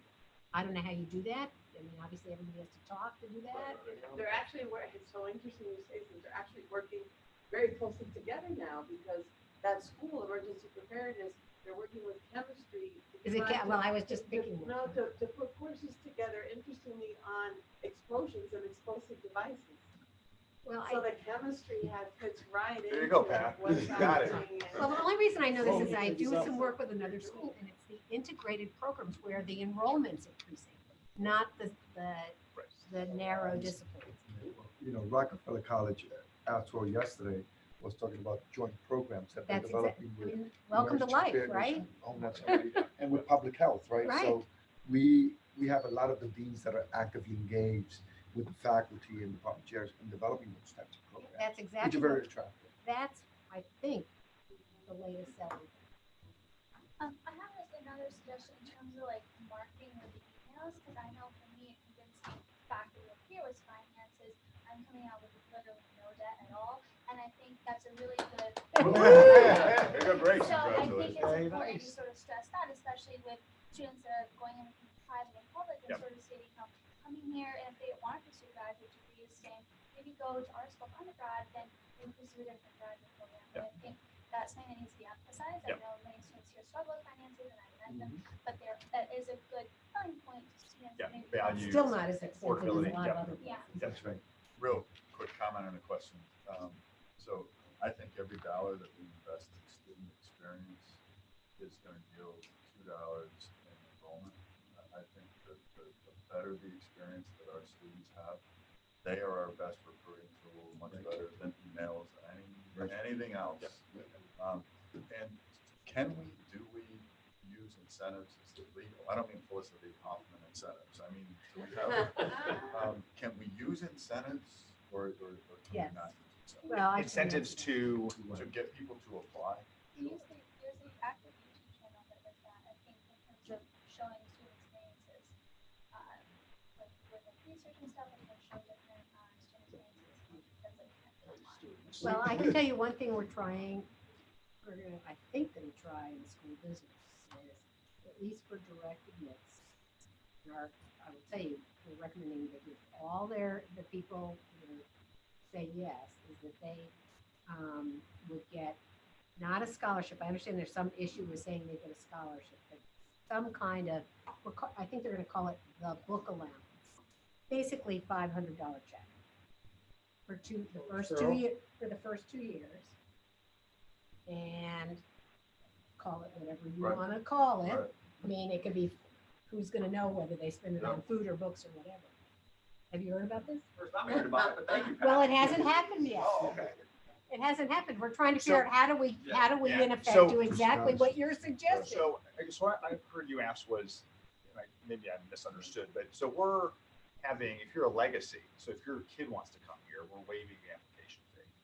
This is early pipeline stuff, though. We just started doing that for alumni. The Alumni Association's been a terrific partner. Well, I missed my first two, but I've got a 6-year-old. Okay, well, there you go. There you go. There you go. Sean, But the alumni, the Alumni Association, in partnership with undergraduate education, undergraduate admissions, did just this fall say to all of the network of 180,000 alumni, here's a voucher, go find a friend who's got college age kid, give it to them, and they will get a fee waiver. Yeah, that was great. I used it because Okay. somebody came and Yeah. visited, and said, yeah, we like the school. I said, well, we have a free application Yeah, for you. That's So- exact damn. So I didn't know if that was what you were trying to get at. That's what I'm. Yeah, saying. well, that's something exactly right. Some of something like these- that, or something as simple as, how about, use it to fill the stands in the football or Yeah. basketball stadium, all of that. Yeah. Or that a was- dining hall I mean, credit we're- card I- for some of them. I apologize. We are a policy board and we're into the weeds. Where we shouldn't be, so I'm gonna pull us out of the weeds. Any other strategic question before we get into food? So we're part of a system, like people who just come to the Albany, they come Right. to SUNY. So what is SUNY doing to improve its visibility and positioning in this higher education market? Right, right. And this is a conversation that the chancellor is having with the university presidents and others in terms of how do you increase the visibility and impact of SUNY, right? And one of the great examples is on the online market. So SUNY established a task force that is looking at developing and expanding online programs and really reaching that market. It has engaged a number, it established a task force. We're part of the task force. This is developing a number of academic programs, focusing exclusively online to try to capture that market. So in the online domain, SUNY is working a lot in order to do exactly what you're saying. The new provost, Todd Larson, he's been there now for a year. Now he's putting together the provost of the different institutions, and now is establishing I think it's a task force or work group that's looking at enrollment issues for SUNY. We're bringing in institutions of higher education. I know the provost and now Mike are going to be actively engaged with SUNY and sort of trying to address these types of issues for us, but for SUNY as a whole, right? So the chancellor and the provost are very well aware of these issues and challenges, and I think they're doing their part in order to try to move the system further along. Okay, I think we're set, and I think we're gonna move to food security, if we could. Well, good afternoon, everyone. My name is Clarence McNeil. I'm one of the Assistant Vice Presidents for Student Affairs here at the University of Albany, as well as the Dean of Students here at the University of Albany as of January 1st, 2019. And Hey, good everybody. My name is Luke Ramsey. I'm the Assistant Dean of Students at the on-campus student services. so this has been the agenda for quite some time. I understand it. You mentioned a little bit about this earlier before about food insecurity. So this is actually one of our second insecurity type spaces in the Dean of Student Suite. We also operate the Purple Threads, which is our on-campus professional clothing closet for all students as well. So I'll tell you right now, this is going to be very, very data heavy, but I think that the data points we provided to you are extremely critical to give you some perspective to the issue that you all or that we are dealing with here. And this is not just the University of Albany, this is actually a national issue affecting all higher ed institutions. So to kind of broadly give you an idea of where the issues are, kind of how we got to the creation of our space, started with the Hunger on Campus report from 2016. I'm not going to read through all of these slides, but to give you some sense that this is a national survey that was conducted, where 3,700 students crossing 12 states, 8 community colleges, 26 four-year colleges and universities, speaks to the level of insecurity for students that are in higher ed institutions across the board. Almost close to 50% of the respondents to the survey reported insecurity in the previous 30 days. As I mentioned before, students of color, first-gen students. That's a significant population here for us at the University of Albany. So as you see some of these numbers, you can see that a lot of our students, or at least those that mirror the national numbers for our population here, are food insecure. Following the Hunger on Campus report in 2019, there was another review, 31 studies in college food insecurity. This is very, very small. I apologize. But pretty much what it speaks to is estimates of college student food insecurity range from 9% to more than 50%. And 22 studies reported food insecurity rates at higher than 30% for the population. Percent of all undergraduates of household income at or below 130% of the federal poverty line, increased from 28% in 1999 to close to 40% in 2016. And the number of these students receiving Pell Grants increased from 23% to 40% in that same time frame.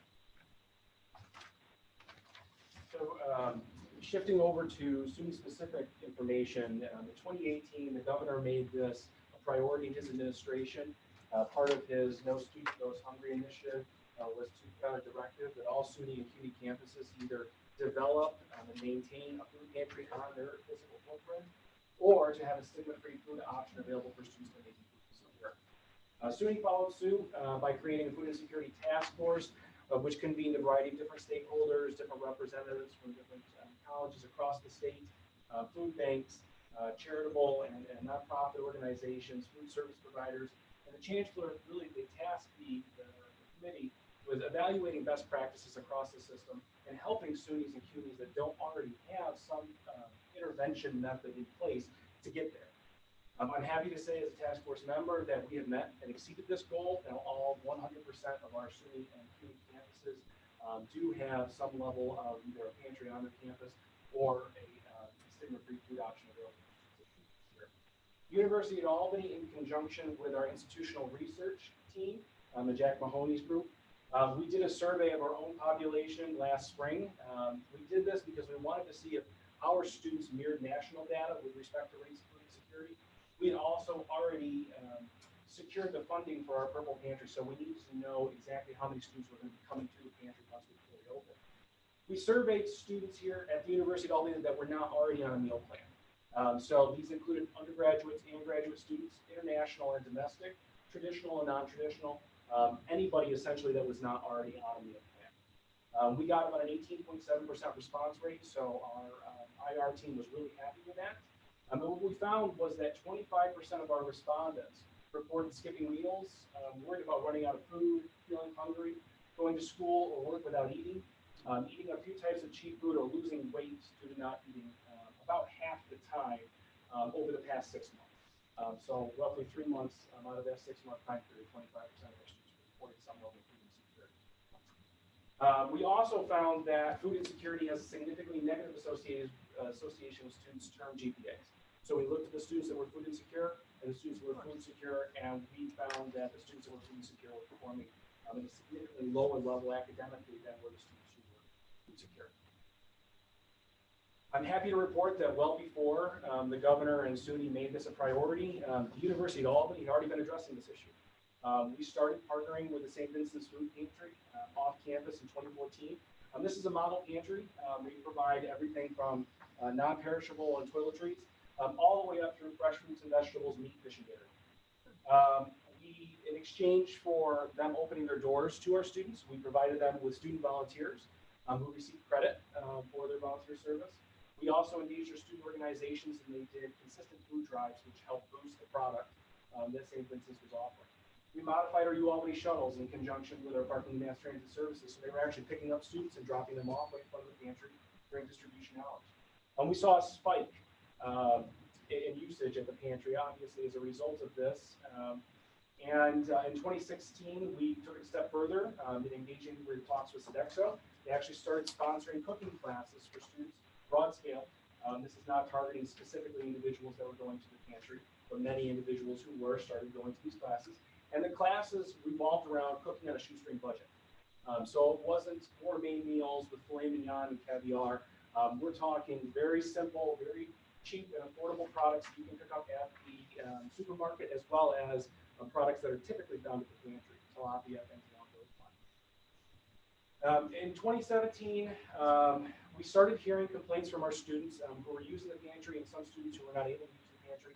But the distribution time frames that St. Vincent's was currently using, they were not convenient for our student population. So they're open during the middle of the day, Mondays, Wednesdays, and Thursdays.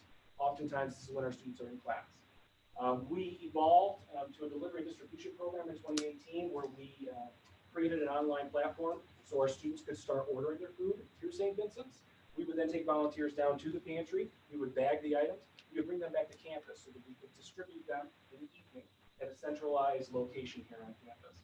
This was extremely popular, and it became semi-unsustainable, which was good because it caused us to go a step further and with our development folks, secure a grant from the Association of Public Land Grant Universities for the amount of $50,000, which gave us our seed money to open the Purple Pantry softly as of May 29th and our grand opening September. So some quick facts about the pantry.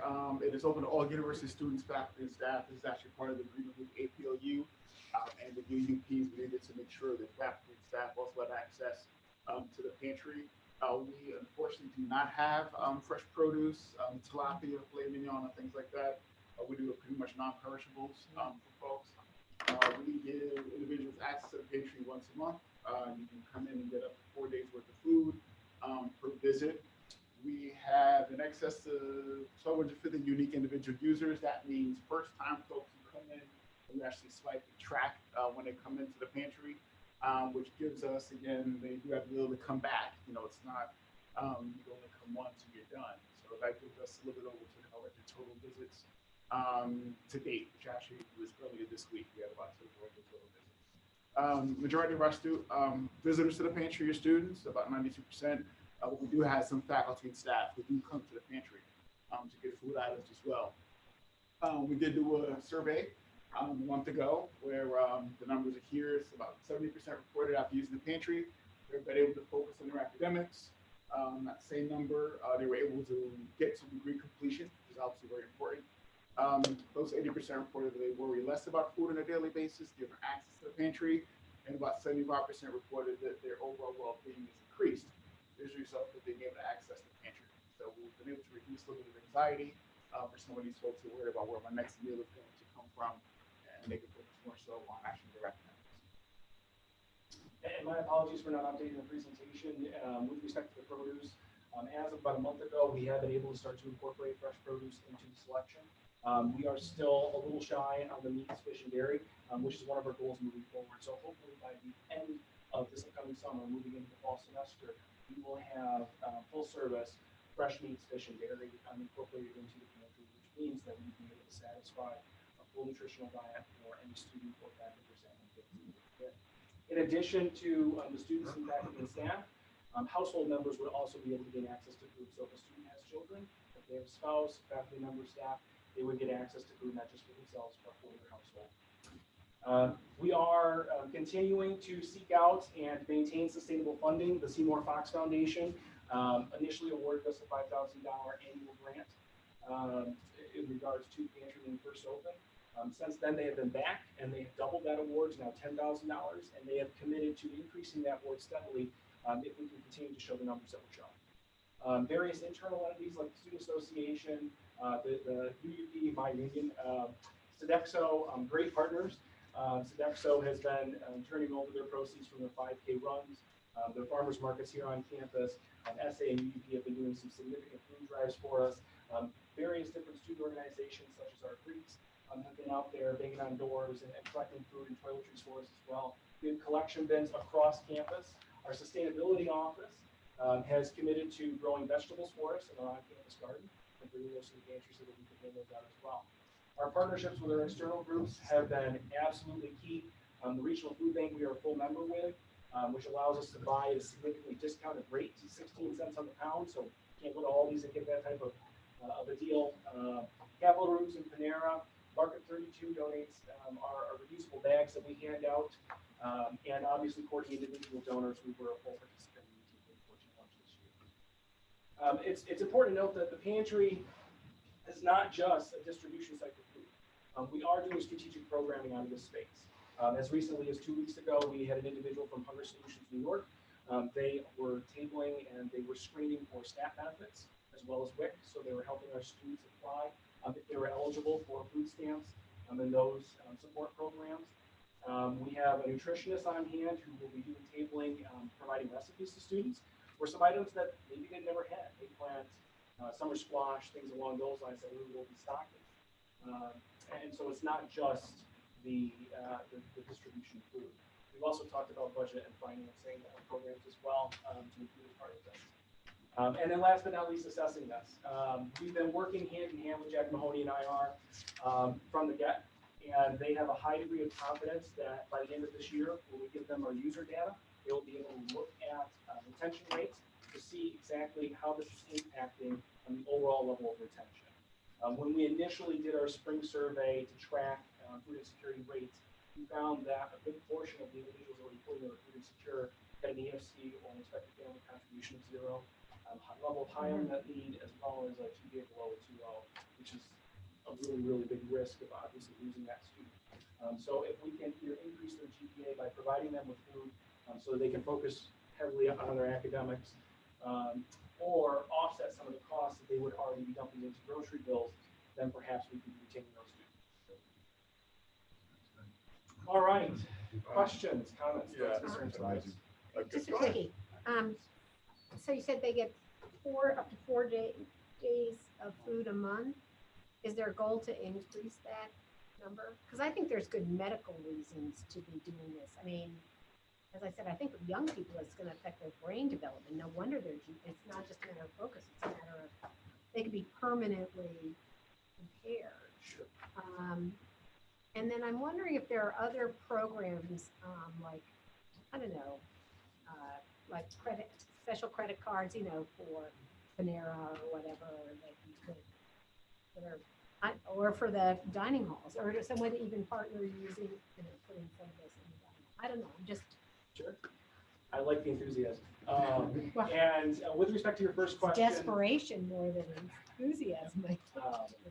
With respect to your first question with the 4 days worth of food, we're required to provide 3 days worth of food to our students, and that is 9 meals.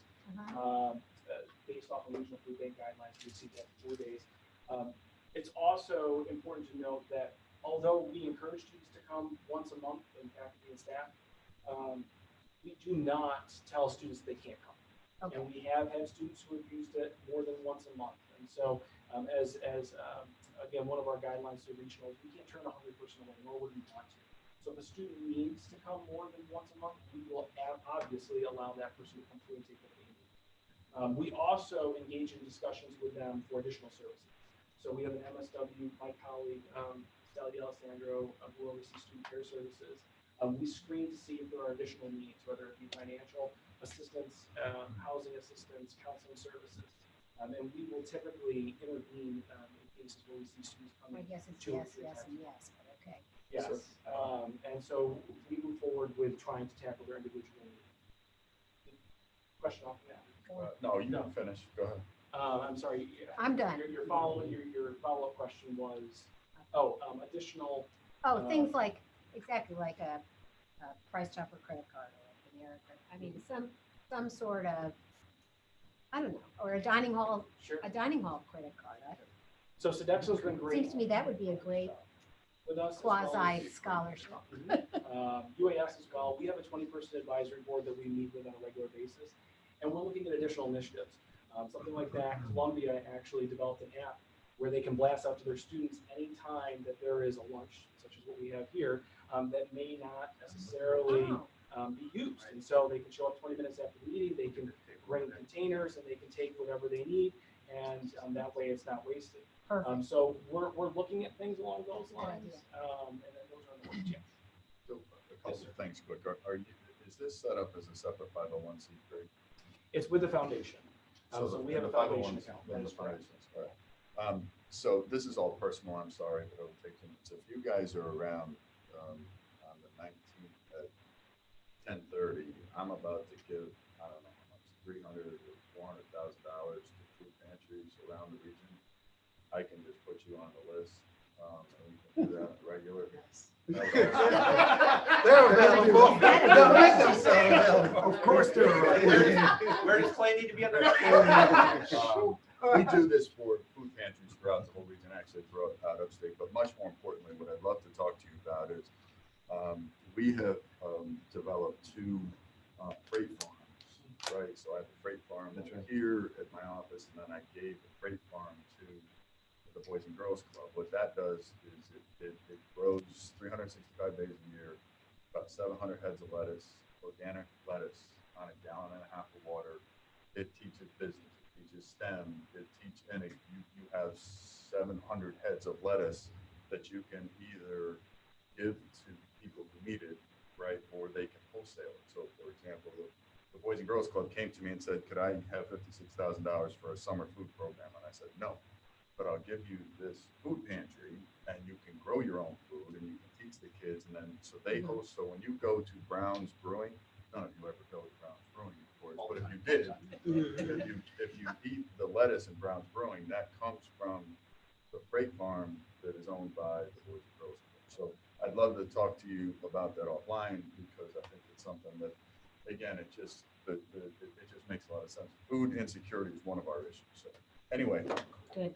Is Love there to have that anything- conversation with you, yes. Yeah, and it's so frustrating when they say, and we have the same problem in New York City, oh, you can't do perishables, you know, so you know, and people bring one, and you're not allowed to hand it out. So I have one and a half more things. I am going to ask for someone on the council to make the following motion. Whereas in accordance with the SUNY policies and procedures 9251 and 9252, the president of the university is authorized to name and rename buildings and grounds subject to university council approval. And whereas the University of Albany seeks the council's approval to name 3 previously unnamed interior roadways, Wellness Lane, Athletics Lane, and Indian Pond Lane. In addition to the university seeks to fully extend the existing roadway named Alumni Drive through the campus west to east. This involves renaming a small connector roadway, Justice Drive.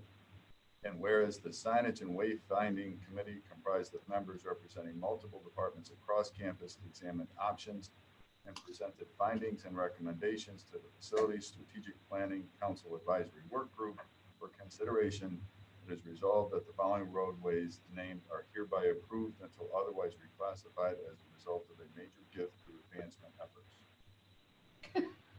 Sure. Did that one, Brad. Is there a motion? What does that really mean?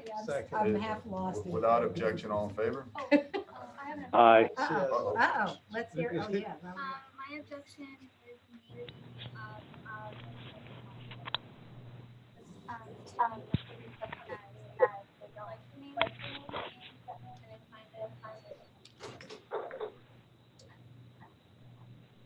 Any discussion on that? Okay, let's vote. I accept your objection. Correct, let's vote. All in favor? Aye? Aye. Aye. Aye. Yeah, you should be. All on right, second. you should record your vote. Okay. All right, great. The easiest presentation I've ever made. Thank you. Love it. The last thing is that there is a printed university council self-assessment. That's for your reference. This is going to be sent out to you. And you'll be asked to answer it, and then we will discuss it based on the answers that you receive. This is just a best practice for nonprofit boards to affect our effectiveness. So that will be coming out. If there is nothing else, good of the order. Happy holidays to everyone. Be safe. And we'll entertain a motion to adjourn. Yes. So moved. Thanks, everyone. Thank you, everybody. Thank you. Happy holidays, Rochelle.